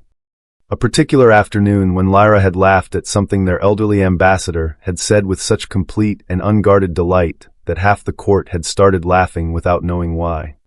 He told it with a precision of detail that told her he had been carrying this memory carefully, keeping it intact. She listened. Then she told him about the chapel when she was 7. She told it more fully than she had told it before, not just the mechanics of what happened but the texture of it. The way the 20 people's grief had felt when it collected in her. The cold of the stone floor against her cheek. The word someone had said in the back of the chapel.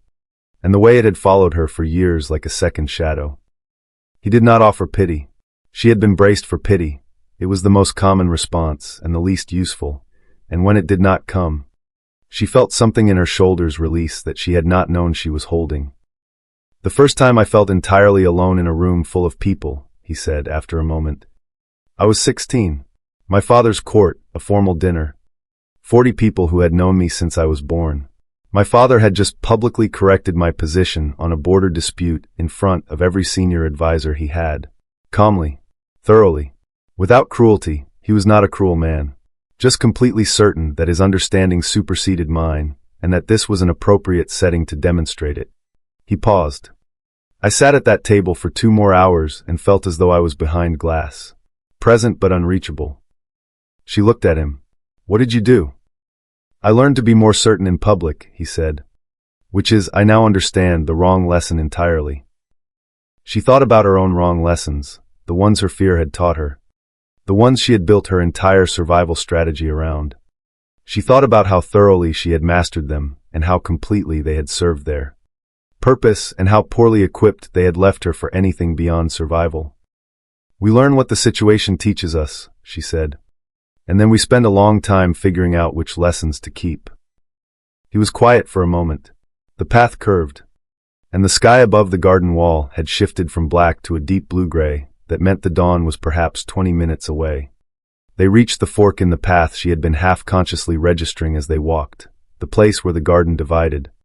One path leading back toward the throne room wing, the other toward the medical building. They stopped at the fork. He looked left, toward his wing of the palace. She looked right, toward hers.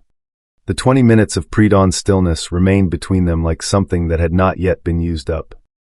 She thought about Lord Vale and the whispers Caelan had told her about the previous evening. She thought about the council and the careful, dangerous attention that had begun to turn in her direction. She thought about Oswin's word, resonance, and the 2 resolution pathways he had described with his careful physician's precision. She thought about the fact that she was standing in a garden in the hour before dawn beside a king, and that she had chosen to be here, and that the choosing had felt, for the first time in her memory, like an act of living rather than an act of management. He turned to her. In the blue-gray pre-dawn light his face was quiet, stripped of the formal weight of his role, carrying only the human uncertainty of a man who was trying to do better at something he had been doing wrong for a long time.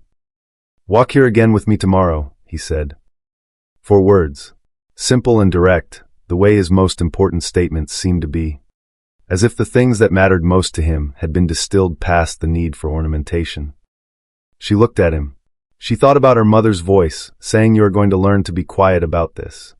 She thought about 17 years of choosing the safest available option. She thought about what it had cost her, and what it had preserved, and whether the calculus still made the same sense it once had.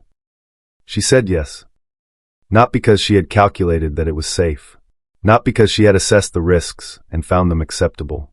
She said it because she wanted to, and because wanting something and saying yes to it in the same breath, without the long, careful interval of management in between, was the most frightening and most alive she had felt in longer than she could accurately measure. She turned and walked back toward the medical wing through the dark palace. And the warmth in her chest was enormous, and she did not absorb it or redirect it or set it carefully aside.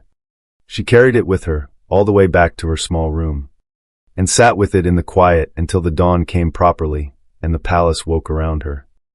She had said yes to something she wanted.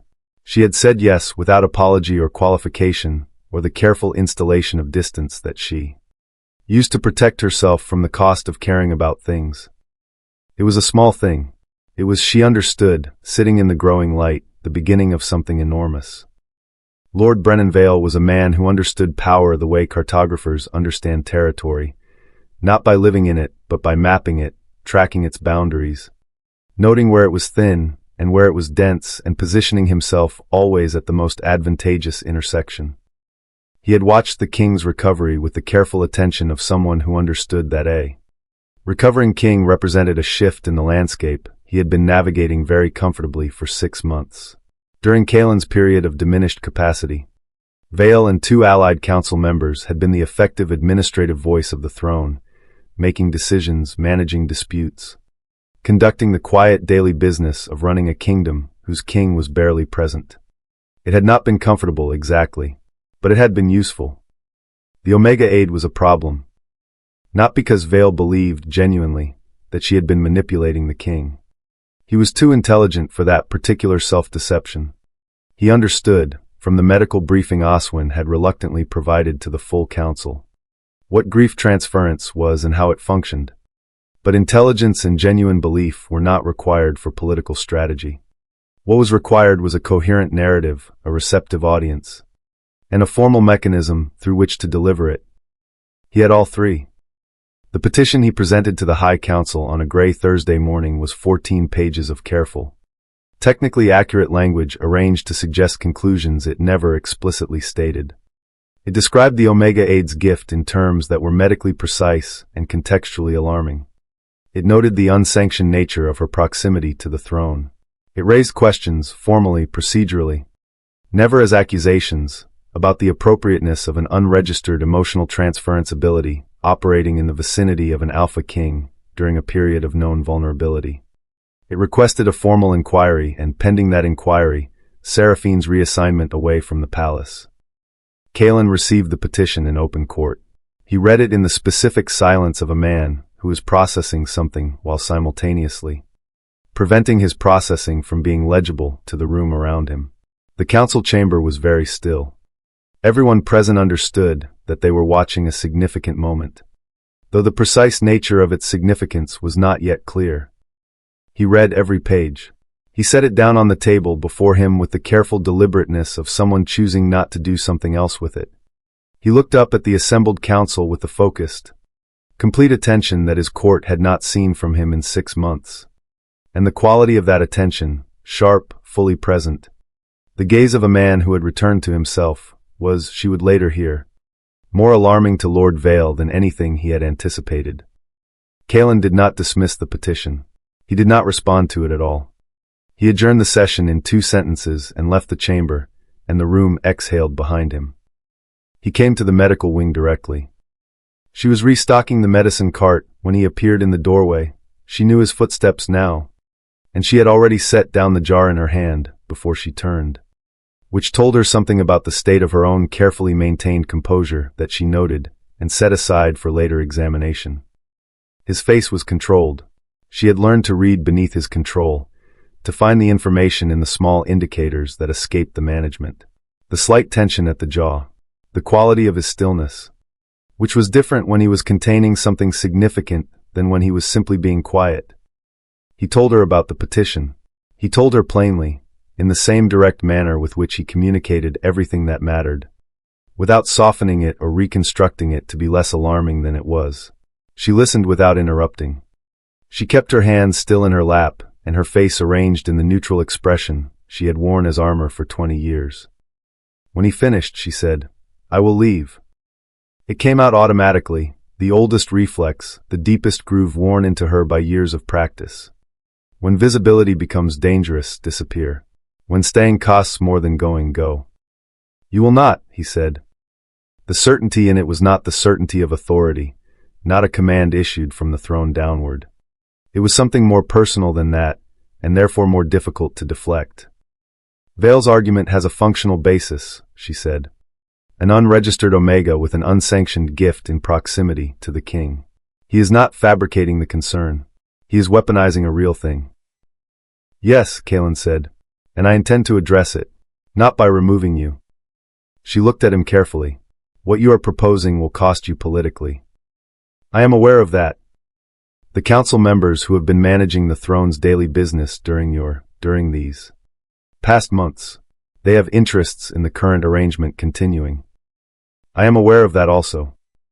"Then you understand that defending my presence here is not a simple gesture. It has consequences for your reign." He met her eyes directly, with the full weight of his attention. "Everything worth doing has consequences," he said. "I have spent 6 months learning what happens when I fail to act because the cost of acting seems too high. I do not intend to repeat that lesson." She was quiet. Outside the medical wing's small window, the palace went about its business in its indifferent, perpetual way, voices, footsteps. The distant sound of the morning court dissolving into its constituent pieces. She wanted to tell him to be careful. She wanted to tell him that she had survived invisibility for 20 years and could survive it longer. That his political capital was more valuable than her continued presence in any particular building. She wanted to tell him all the sensible, self-effacing things that her training made available to her in moments exactly like this one. She said none of them. She said, "Thank you." He left. She stood in the medical wing and listened to his footsteps move away down the corridor and felt the warmth in her chest do something complicated and persistent. Later that evening, alone in her small room with the dust-colored lavender on the windowsill, she sat on the edge of her cot and understood something that she had been approaching from multiple directions for days without quite arriving at directly. She did not want to leave. Not the palace. Not the work, not the medical wing, not the pre-dawn garden. Not the conversations by the fire or the walks along the gravel path or the experience of being asked about herself by someone who listened to the answer with the complete attention of someone to whom the answer genuinely mattered. She did not want to leave any of it. The understanding settled into her with the weight and the warmth of something that had been true for longer than she had allowed herself to acknowledge it, and she sat with it in the quiet. And she did not absorb it or manage it or redirect it into something more manageable. She let it be exactly what it was. The formal inquiry notice arrived under her door at the 9th bell.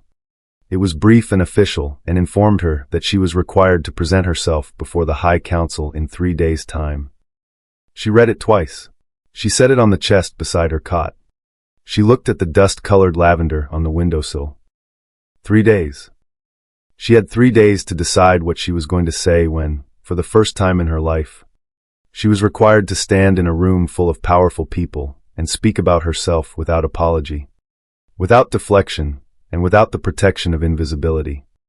She was not certain she knew how. She was beginning to think she needed to learn. He came without announcement. She had expected that she would spend the night before the inquiry alone, sitting with her preparation the way she sat with most difficult things. In private, in the particular quality of silence that she had always found more honest than company. She had been sitting at her window for an hour, watching the dark courtyard below, running through what she intended to say before the council with the methodical precision she brought to anything that required her to perform well under pressure. She heard his footsteps in the corridor and knew them immediately. She did not move from her seat at the window. She heard him pause outside her door. A brief silence, the silence of someone deciding something, and then a single quiet knock. "Come in," she said. He entered. He was not in formal dress, no court robes, no insignia of rank, simply the dark, plain clothing of a man who had walked through his own palace in the middle of the night because he could not stay where he was. He looked at her in the window seat, at the dark courtyard beyond her, at the dust-colored lavender on the sill. He looked at all of it with the attentive, taking inventory quality that she had come to understand was simply how he moved through the world when he was not performing the role of king. He crossed to the window. He sat on the edge of the sill across from her, close enough that the space between them was occupied rather than empty. He did not speak immediately. She let him not speak. She had learned that his silences were not absences but presences, that he was doing something in them, processing or preparing or simply being genuinely present in a way that did not require language to be real. Outside, the palace was deep in its nighttime self. The courtyard below was dark and still. Somewhere in the distance, an owl moved through the dark with a sound like a breath. "I spoke with Oswin this evening," he said finally. His voice was quiet, calibrated to the smallness of the room and the hour. "About the bond, the resonance." He explained the resolution pathways to me in greater detail than he had previously. She was still. "What did he tell you?" "He told me that the severance option, at the depth our resonance has reached, carries a 15 to 20% risk of permanent damage to your transference mechanism." He paused. "He also told me he had not shared that specific percentage with you, that he had characterized it as significant physiological stress." She absorbed this. 15 to 20% was not a number Oswin had given her. Significant physiological stress was the phrase he had used, accurate, she supposed, as far as it went. She thought about the careful, protective quality of that omission, and felt something warm and complicated toward the old physician. "He was managing my anxiety," she said. "He tends to do that." "He told me that as well," Caelan said. He seemed both proud of the instinct and slightly guilty about the execution. Something that might have been a small, genuine laugh moved through her. She caught it before it fully arrived, which was habit, and then, deliberately, with the conscious effort of someone practicing something new, she let it arrive. It was small. It was real. He looked at her when she laughed. She felt the quality of his attention shift, something in it becoming more specific, more personal. The way light changes when it comes through glass rather than falling open and undirected. "I want to talk about the completion pathway," he said. The room was very quiet. "Oswin told me what it would mean legally," he continued, in the same careful, measured voice. "That it would constitute a formal bond declaration. That it has no legal precedent in the current designation framework. That it would require the Council's recognition of a bond between an Alpha King and an Omega aide, which would," he stopped. Began again, "which would overturn a significant body of designation law." "Yes," she said, simply. "I am not raising it as a pressure," he said. "I need you to understand that clearly. The choice is yours. Entirely and completely yours. I will not allow anyone, including myself, to influence it through anything other than full and honest information." She looked at him in the dark of her small room. She thought about the 15 to 20%. She thought about 6 months of silent corridors. She thought about the way he had sat beside her bed in the medical wing and asked her name as if it mattered, and the way it had landed in her chest with the weight of something she had not known she had been waiting for. She thought about the 7-year-old girl on the chapel floor, and all the years that girl had spent learning to take up less space. She thought about what it would mean to choose something that required her to take up more. "What would it cost you?" she said. "Politically, honestly." He was quiet for a moment. She appreciated that he did not answer immediately, that he gave the question the respect of actual consideration rather than the reassuring deflection it would have been easy to offer. "It will create conflict," he said. "Significant conflict. Vale and his allies will not accept it quietly. There will be council challenges, legal disputes. There are members of the High Council who will view it as a destabilizing act." He paused. "And there are others, more than Vale would like me to know, who have been waiting for a reason to support a change in the designation framework, who understand that the current system wastes more than it protects." She looked at her hands. "You have been counting votes," she said. "I have been doing a great deal of thinking," he said. About what kind of king I want to be when this is over. About what my sister tried to tell me that I did not hear in time. The distant owl moved through the dark again. The palace clock somewhere above them began to mark the hour, slow, deliberate, each stroke falling into the silence and dissolving. When the clock finished, neither of them had moved. She was aware of his breathing. She was aware of the warmth in her chest that had ceased to frighten her, and had become instead something she oriented toward the way a plant orients toward light, not by decision but by the deep, reliable pull of something that was simply true. He reached across the space between them. His hand found hers in the dark, gently, the way someone handles something they are terrified of breaking. His fingers closed around hers without pressure, without demand, simply holding. She did not pull away. She did not manage the feeling that moved through her at the contact, the warmth, the reality of it, the specific and overwhelming sensation of being held by someone who was holding her because he wanted to and for no other reason. They sat like that in the window of her small room, while the palace slept around them. His hand in hers, the dark courtyard below, the dust-colored lavender on the sill. She did not have words yet for the decision forming in her. She was not certain it was a decision so much as a recognition, the acknowledgement of something that had been true for longer than she had permitted herself to see it. A sharp knock at the door broke the silence. A guard's voice, formal and apologetic in equal measure. My apologies for the hour. The High Council inquiry has been moved to first light. You are required to appear within the hour. She looked at Caelan. He looked at her. His hand, still holding hers, tightened very slightly, not restraining, simply present. A point of contact in a moment that required one. She breathed in. She breathed out. She stood. The High Council chamber was cold at first light. It was always cold. The room had been designed centuries ago with the particular architectural philosophy of institutions that believe discomfort promotes clarity. All high ceilings and stone floors and tall narrow windows that admitted light without warmth.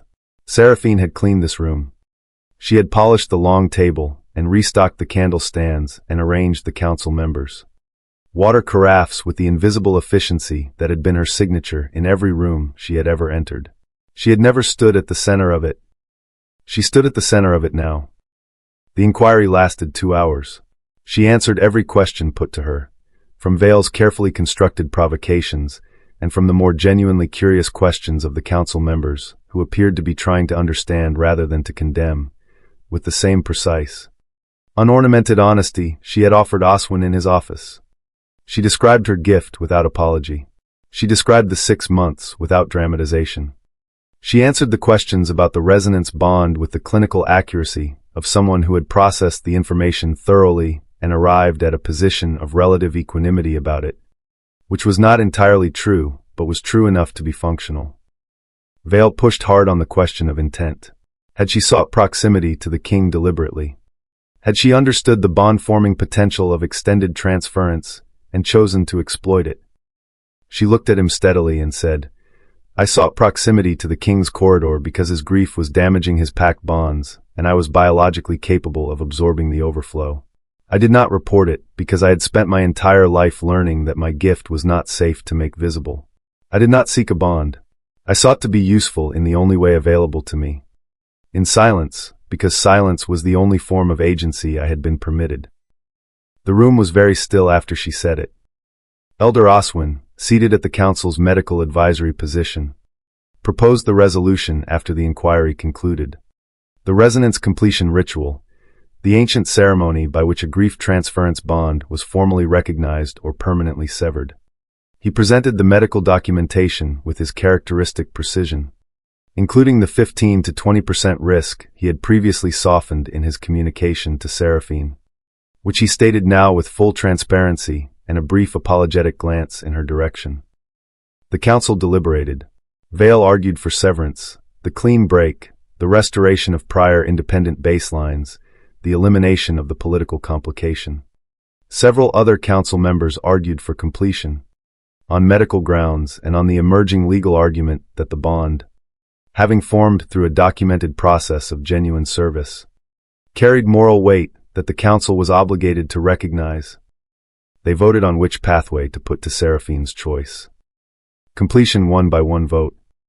Caelan came to her in the small antechamber, where she had been waiting while the council deliberated. He closed the door behind him. He stood before her with the full, unguarded expression of a man who has stopped managing his face for the benefit of the room and is simply present. "The choice is yours," he said. "I will say this once, and then I will say nothing more about it until you have decided. I want you to stay, not as an aide, not as the woman who held my grief when I could not. I want you to stay as yourself, as the person you are when you stop managing yourself into invisibility. That is what I want. But it is not the only thing that matters. And it will not be the only thing I consider if your answer is no." She looked at him for a long moment. She thought about the chapel floor. She thought about her mother's voice. She thought about 17 years of perfect, costly silence. She thought about the pre-dawn garden and his hand holding hers in the dark of her small room, and the way he had said her name that first morning in the medical wing, as if testing its weight, learning its shape, and the specific, undeniable warmth of being known by someone who had chosen to know her.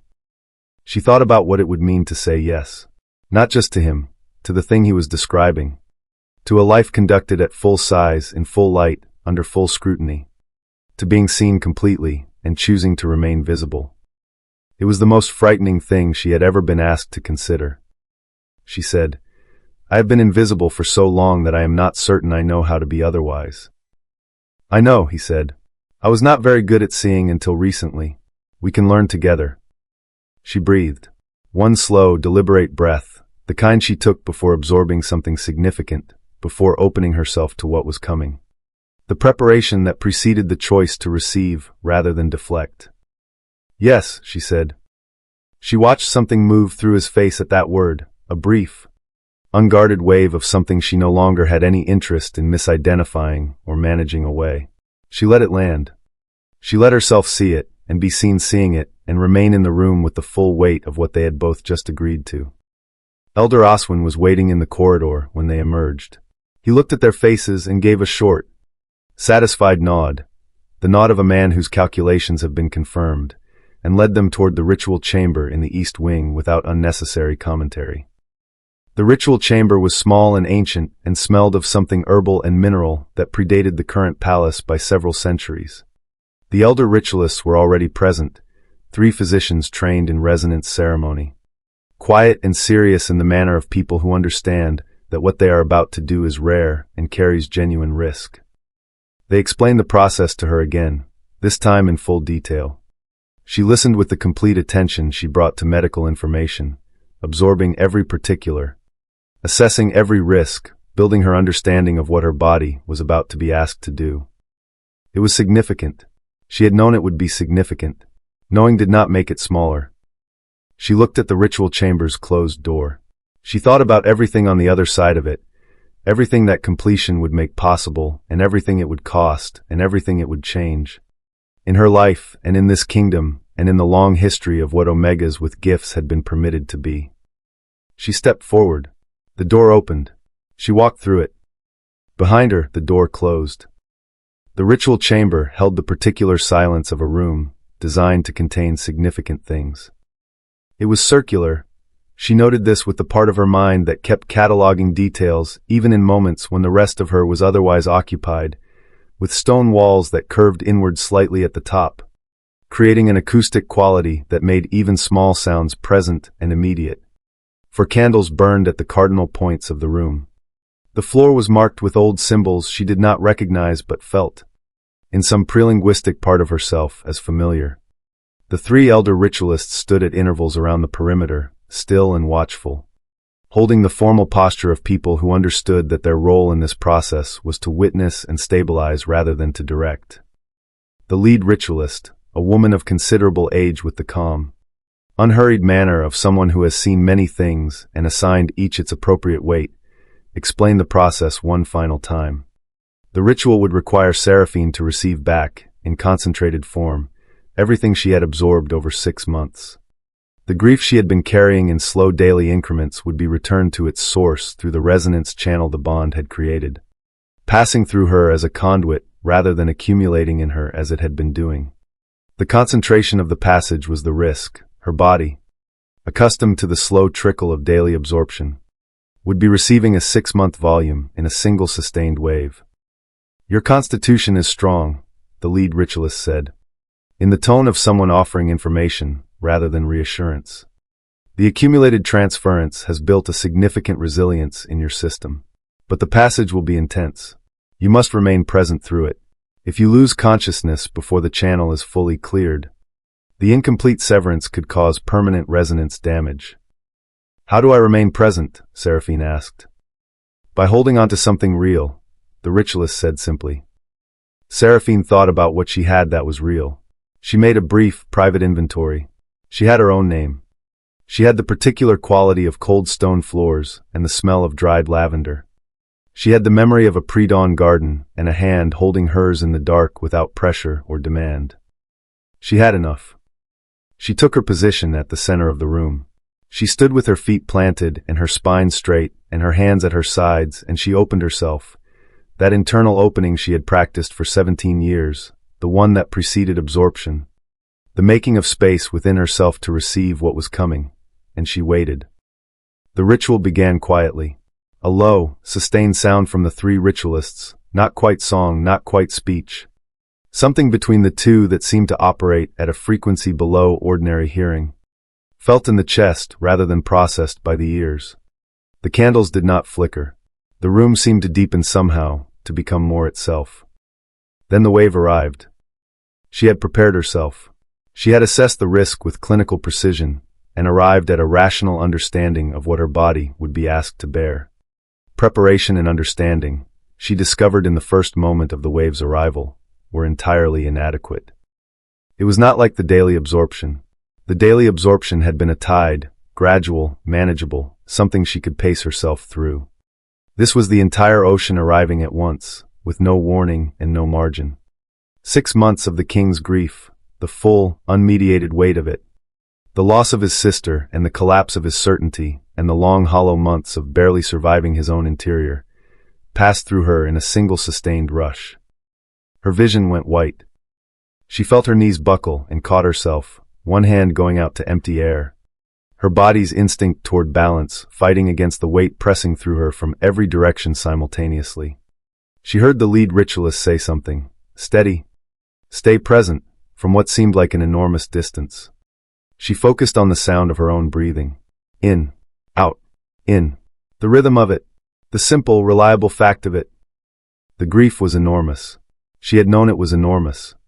She had been absorbing it in careful daily portions for 6 months, and she understood now, been encountering only the overflow. What passed through her now was the full depth of it. Not just the acute loss of a sister, but the accumulated weight of a king who had built his identity around strength discovering.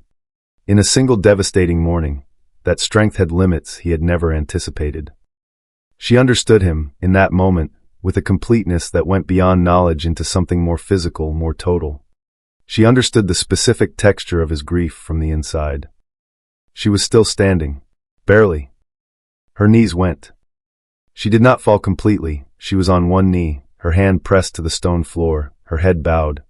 Breathing with the concentrated effort of someone doing the most demanding physical work of their life. The white was still at the edges of her vision. She could hear the ritualist's sustained sound, but it seemed very far away, and the floor was cold. And she thought about what the lead ritualist had said about remaining present, about holding something real. She said her own name in her mind.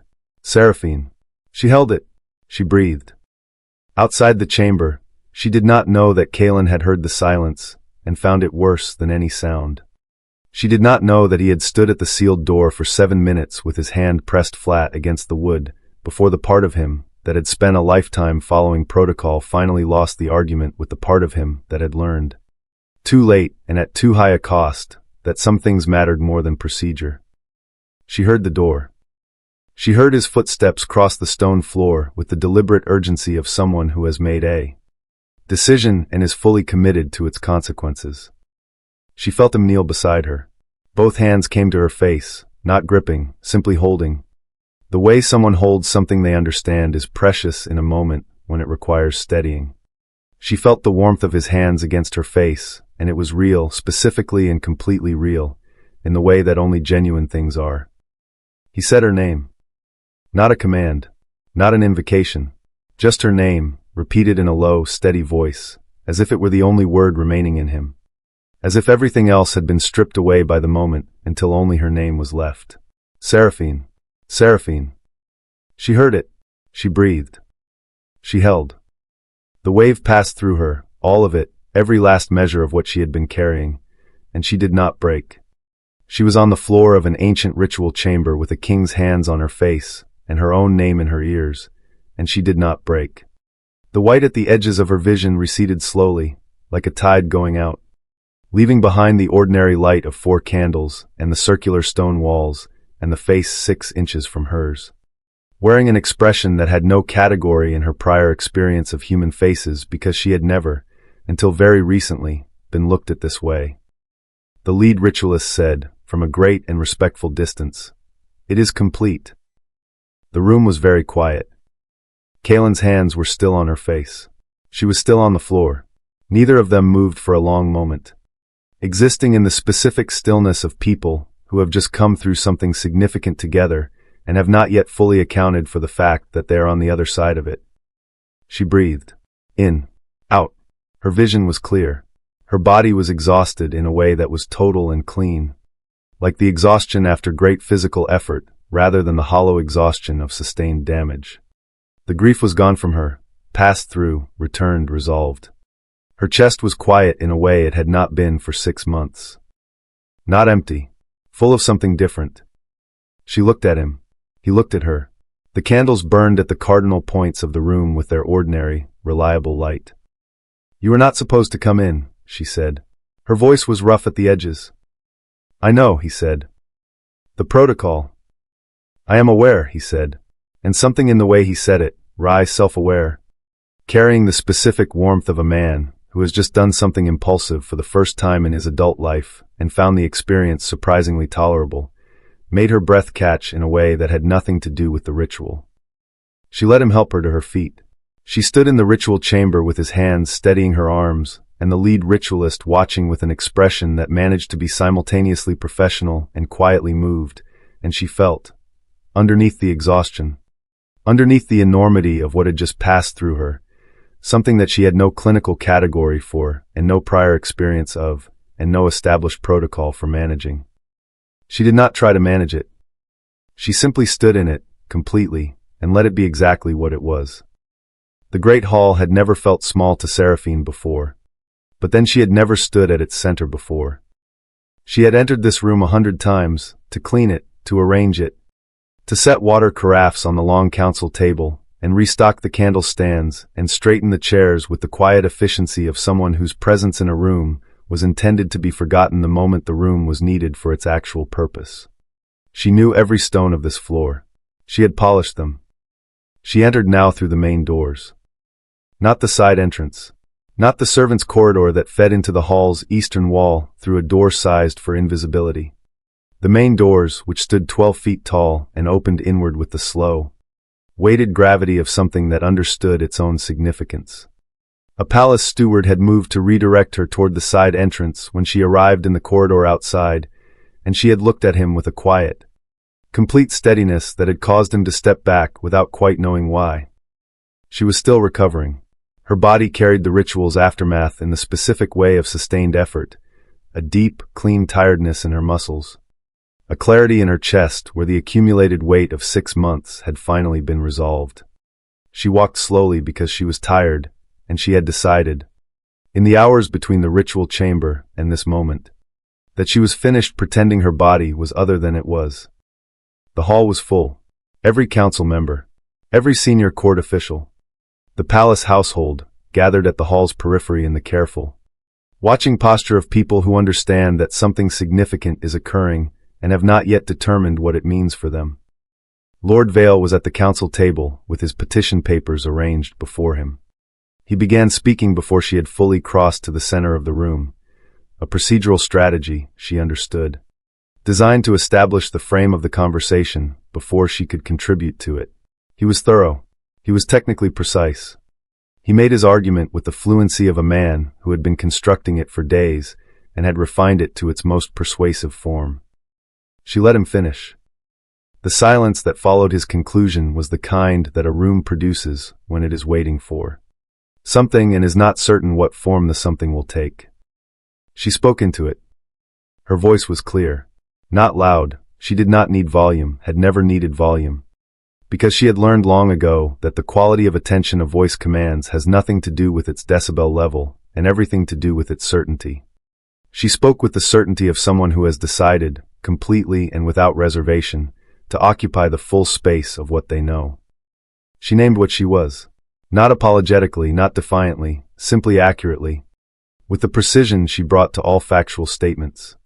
She described her gift, its mechanism, its cost, its function. She described 6 months in the East Corridor without dramatization or self-pity, in the plain language of documented fact. She presented the correlation between her absorption episodes and the king's physiological stabilization with the same methodical clarity Oswin had used in his medical report. Because she had memorized that report weeks ago, and it was the most honest account available. She said, "I did not seek recognition. I sought to be useful in the only way my gift made possible. In the only manner my experience had taught me was survivable. I am standing here now not because I have changed what I believe about the value of quiet service, but because I have changed what I believe about whether quiet service should be required to remain invisible in order to be safe."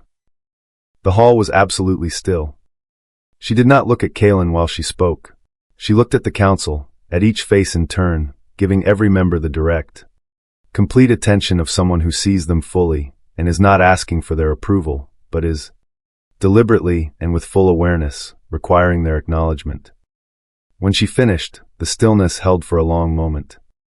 Then she heard him stand. She had not looked at him during her address, but she heard the specific sound of his chair moving and his full height arriving, a sound that had its own quality in a room. The particular shift in atmospheric pressure that occurs when an Alpha King rises with intention.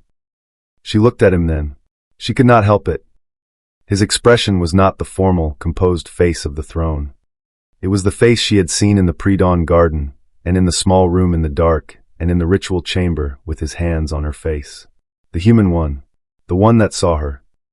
He looked at her across the length of the great hall, in front of every person in the palace, and the quality of that look, open, complete, containing everything he had not yet said in a language the entire room could read without a single word being spoken, was something the court would remember and describe for years afterward.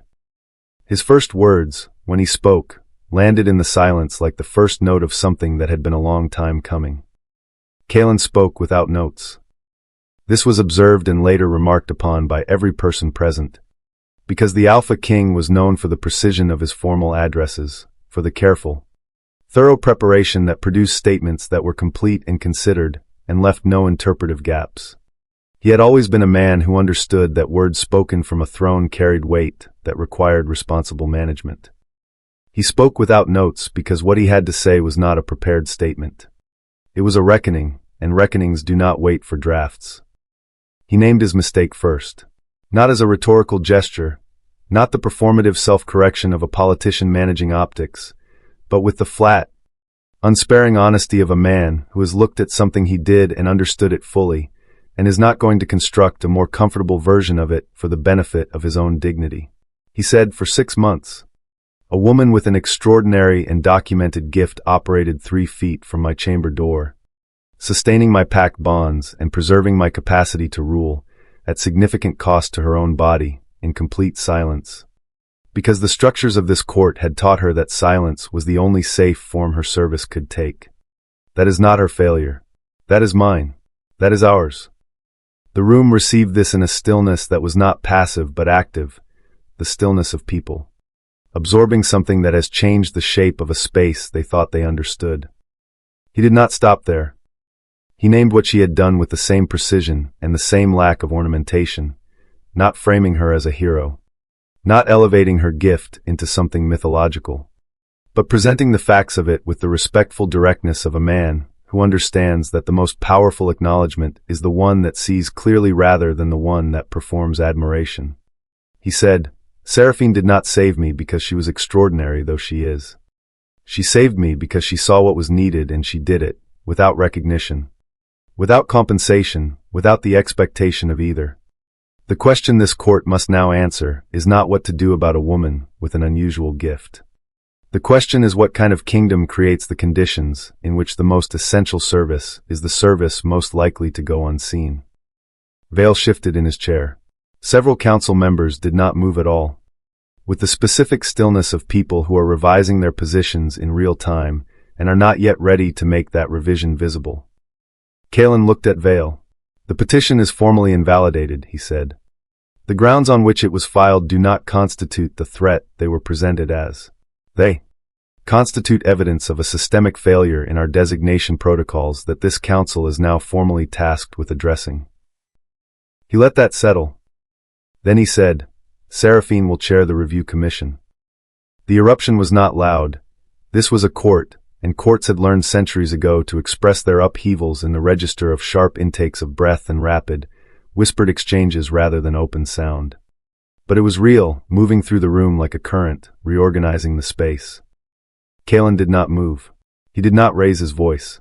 He waited with the particular patience of a man who has learned, recently and at considerable cost, the difference between the authority that commands silence and the authority that holds space for noise until it resolves into something useful. It resolved.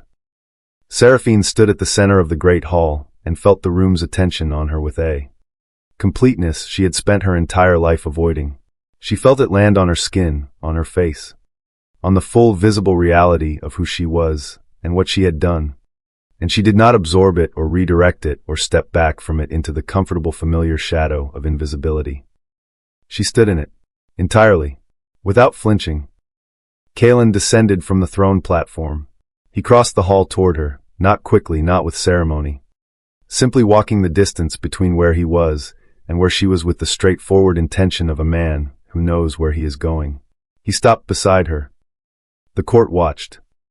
He leaned toward her, just slightly, just enough that his voice would reach her and not carry to the room.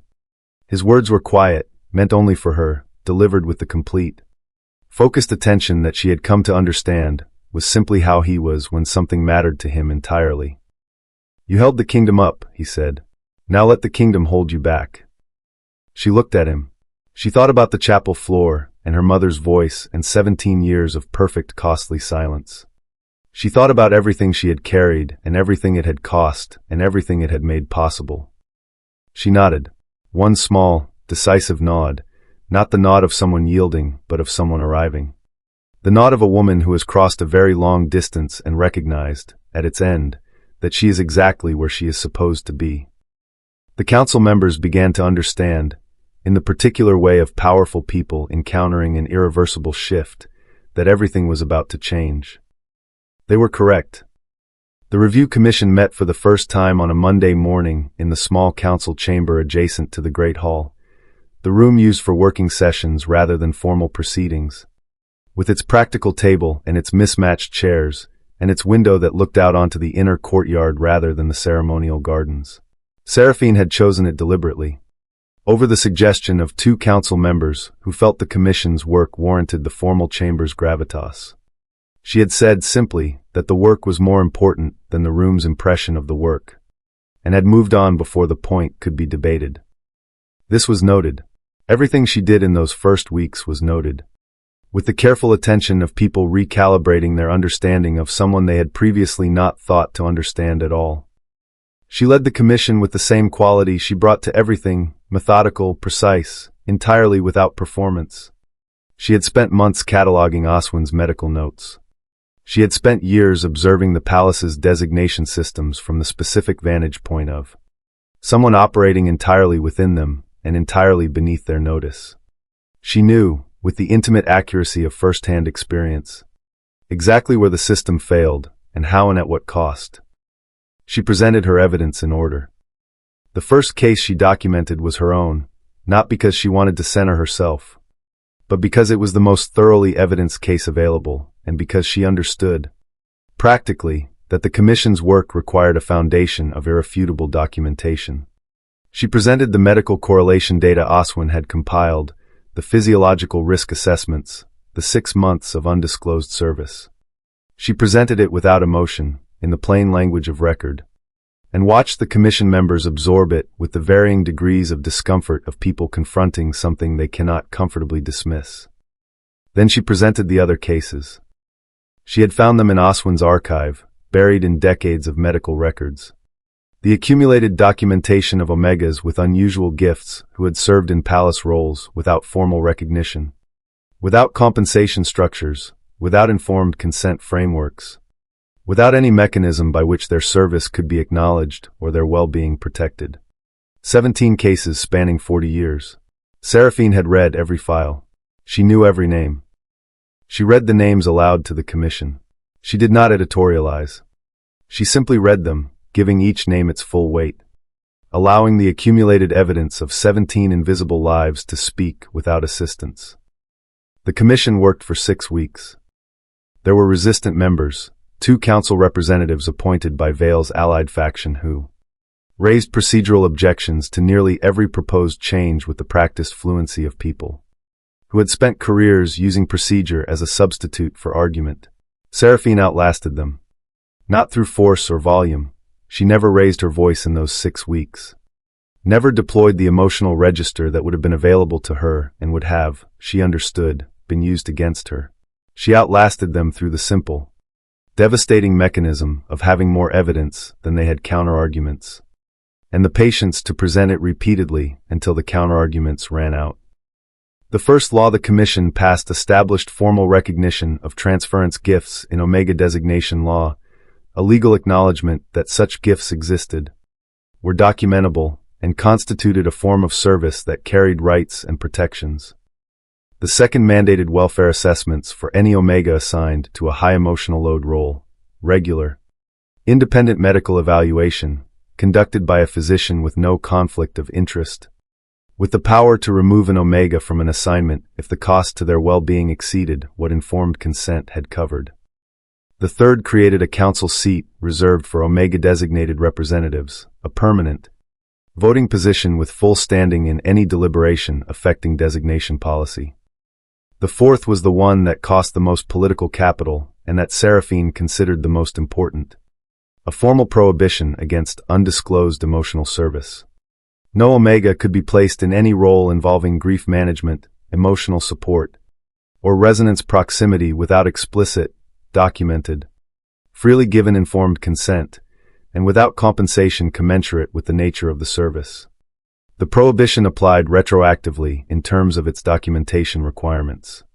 Every current Omega in a role that met the definition was to be formally assessed within 60 days. The vote on the fourth law was close. It passed by 2 votes.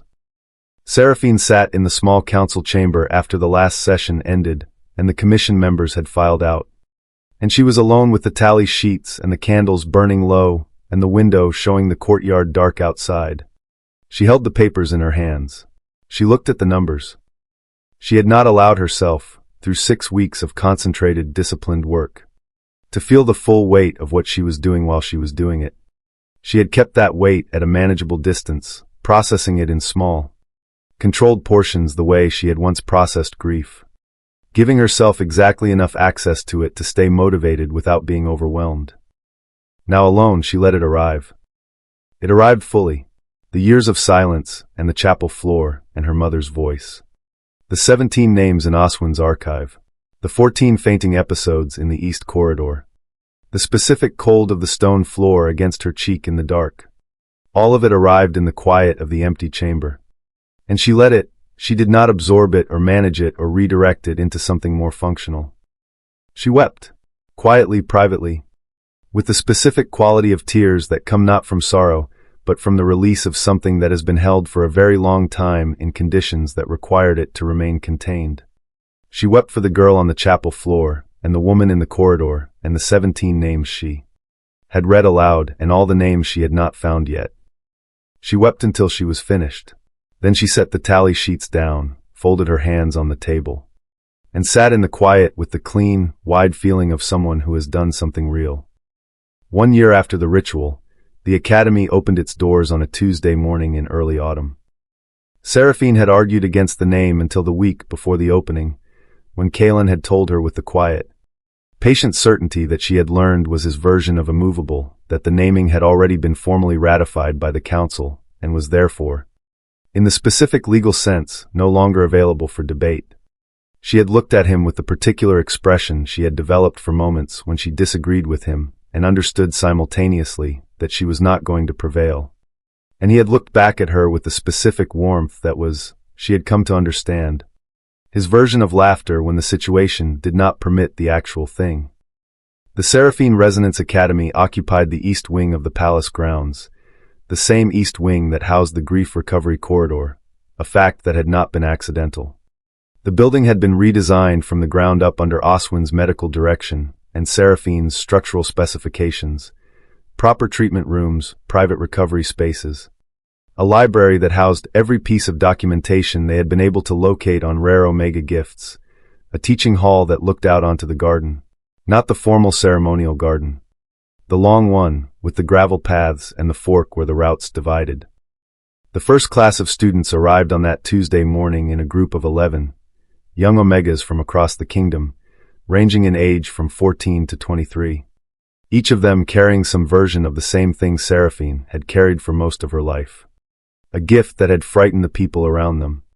A history of being told that what they were was dangerous.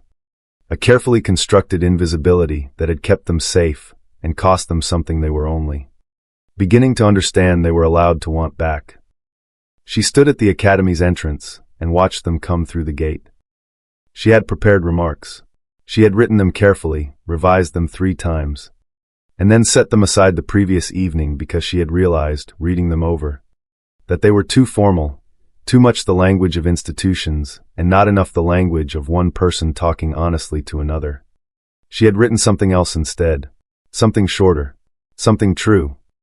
She told them she had fainted in a corridor 3 times before anyone thought to ask why. She told them she had spent 17 years learning to be invisible, and 6 months being invisible in a way that quietly saved a kingdom. She told them that neither of those things made her special. She told them that what made her story worth telling was not her gift or her endurance, but the fact that someone had finally looked. And that looking, being looked at, being seen fully, and without the requirement of making yourself smaller to justify the attention, was something every person in front of her deserved. Not eventually. Now. She told them the academy existed to make sure that looking was no longer a matter of luck. The 11 students listened. Several of them were crying by the end, which she had anticipated and had brought a handkerchief for, though she found when the moment arrived that she needed it herself. Elder Oswin, standing to her left with the expression of a man who has watched something he hoped for come to fruition and is trying to manage his reaction with the professional dignity appropriate to his position, was not managing particularly well. She appreciated that about him. The Equal Resonance Council held its first formal session that same afternoon, a deliberate scheduling choice, so that the Academy's opening and the Council's inaugural meeting would occupy the same day in the historical record. The Council chamber held 12 members, 6 Alpha designated, 6 Omega designated, all with full voting standing, no hierarchical distinction in seating or procedural authority. Seraphine chaired it. She had not argued against chairing it, which Caelan had noted with the private satisfaction of a man who has watched someone stop apologizing for what they are capable of. The session lasted 3 hours. Real work was done. She was not surprised by this, but she found she was moved by it, by the simple, radical fact of 12 people in a room making decisions together, without the architecture of designation determining whose voice carried more weight. Walking back through the palace afterward, she passed the east corridor. She paused at its entrance for a moment. The corridor looked the same as it always had, stone floors, torch brackets. The long perspective toward the chamber doors at its far end. She had walked this corridor hundreds of times in the dark, absorbing what she could carry, returning to her small room to sit on the floor until her legs worked again. She stood at its entrance now and looked at it without the old weight. What she felt, standing there, was not nostalgia exactly. It was something more complex than that. The layered sensation of looking at a place that had been both a site of suffering and the origin of everything that had followed. She was still standing there when she felt him beside her. He had the particular quality of presence she had learned to recognize before she heard or saw him, a warmth in the air, a settling in her chest that was not the tide, and had never been the tide, and that she had long since stopped trying to categorize as anything other than what it was. He stood beside her and looked at the corridor with her, and neither of them spoke for a moment. She would have loved this, he said. The academy, the council, all of it. His voice carried the specific quality it always had when he spoke of Lyra now, not the sealed, pressurized grief of those early months, but something more open, more breathable. Sorrow that had been given room to exist without consuming everything around it. She would have, Seraphine agreed. She paused. She would also have told you that you took too long. He was quiet for a moment. Then he laughed. She had heard him laugh before, in the pre-dawn garden. In the small moments of the private life they had built carefully and deliberately over the past year. But it struck her each time with the same quality of surprise. The way a familiar thing can still be astonishing when it arrives in its full reality, rather than in memory or anticipation. His laugh was real and full and entirely unperformed. The sound of a man who had found his way back to something he had not been certain he would recover. She did not faint. She stood in the corridor she had walked for 6 months in silence, and she listened to him laugh and felt the warmth of it in her chest. Not carried. Not managed, not absorbed on behalf of someone else's survival. Simply felt. Simply hers. She leaned against him. It was a small movement, her shoulder against his arm.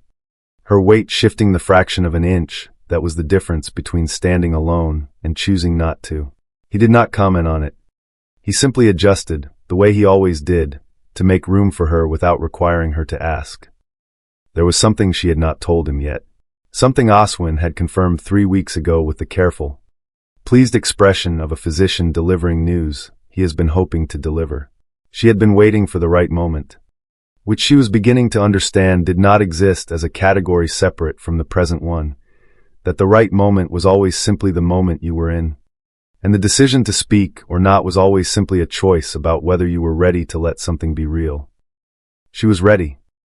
She told him quietly, standing in the corridor outside the room where everything had begun, with the autumn light coming through the palace windows and the sound of the academy's first students somewhere in the east wing behind them. His stillness, when she told him, was the kind that contains a great deal rather than the kind that contains nothing. She felt it move through him, a wave, soundless, complete. He turned to look at her with the full weight of his attention, and his expression was something she had no category for because she had never, in any prior experience of her life, been looked at with that particular quality of joy. She looked back at him. She let herself be seen, completely, in the full light of the autumn morning, without diminishing herself or managing the moment into something smaller than it was. Outside, the academy's first students were in the garden.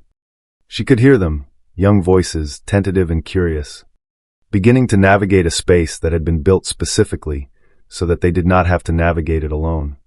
11 young people who had been told their gifts were dangerous, learning for the first time what it felt like to be in a room that had been designed to hold them. The kingdom was not fixed. She had no illusions about that, had never had illusions about it, had always been far too honest with herself for comfortable illusions. There was more work to do. There would always be more work to do. The laws she had rewritten would be tested and contested and would require defending, and the council would face resistance. And the academy would encounter the ordinary grinding difficulties of any new institution trying to do something that has not been done before. She was ready for all of it. She had been preparing for it, in one way or another, for her entire life. She turned away from the corridor and walked forward into the rest of it, with the deliberate and unapologetic step of a woman who has stopped waiting for permission to take up the space she was always meant to occupy. Her story has come to an end, but our journey together continues. If you found this story inspiring and meaningful, please like the video to support me. Don't forget to subscribe to the channel and turn on notifications so you don't miss the next empowering stories. And if you have any thoughts about the characters, her journey, or want to share your own story, please comment below. I really look forward to reading and chatting with you.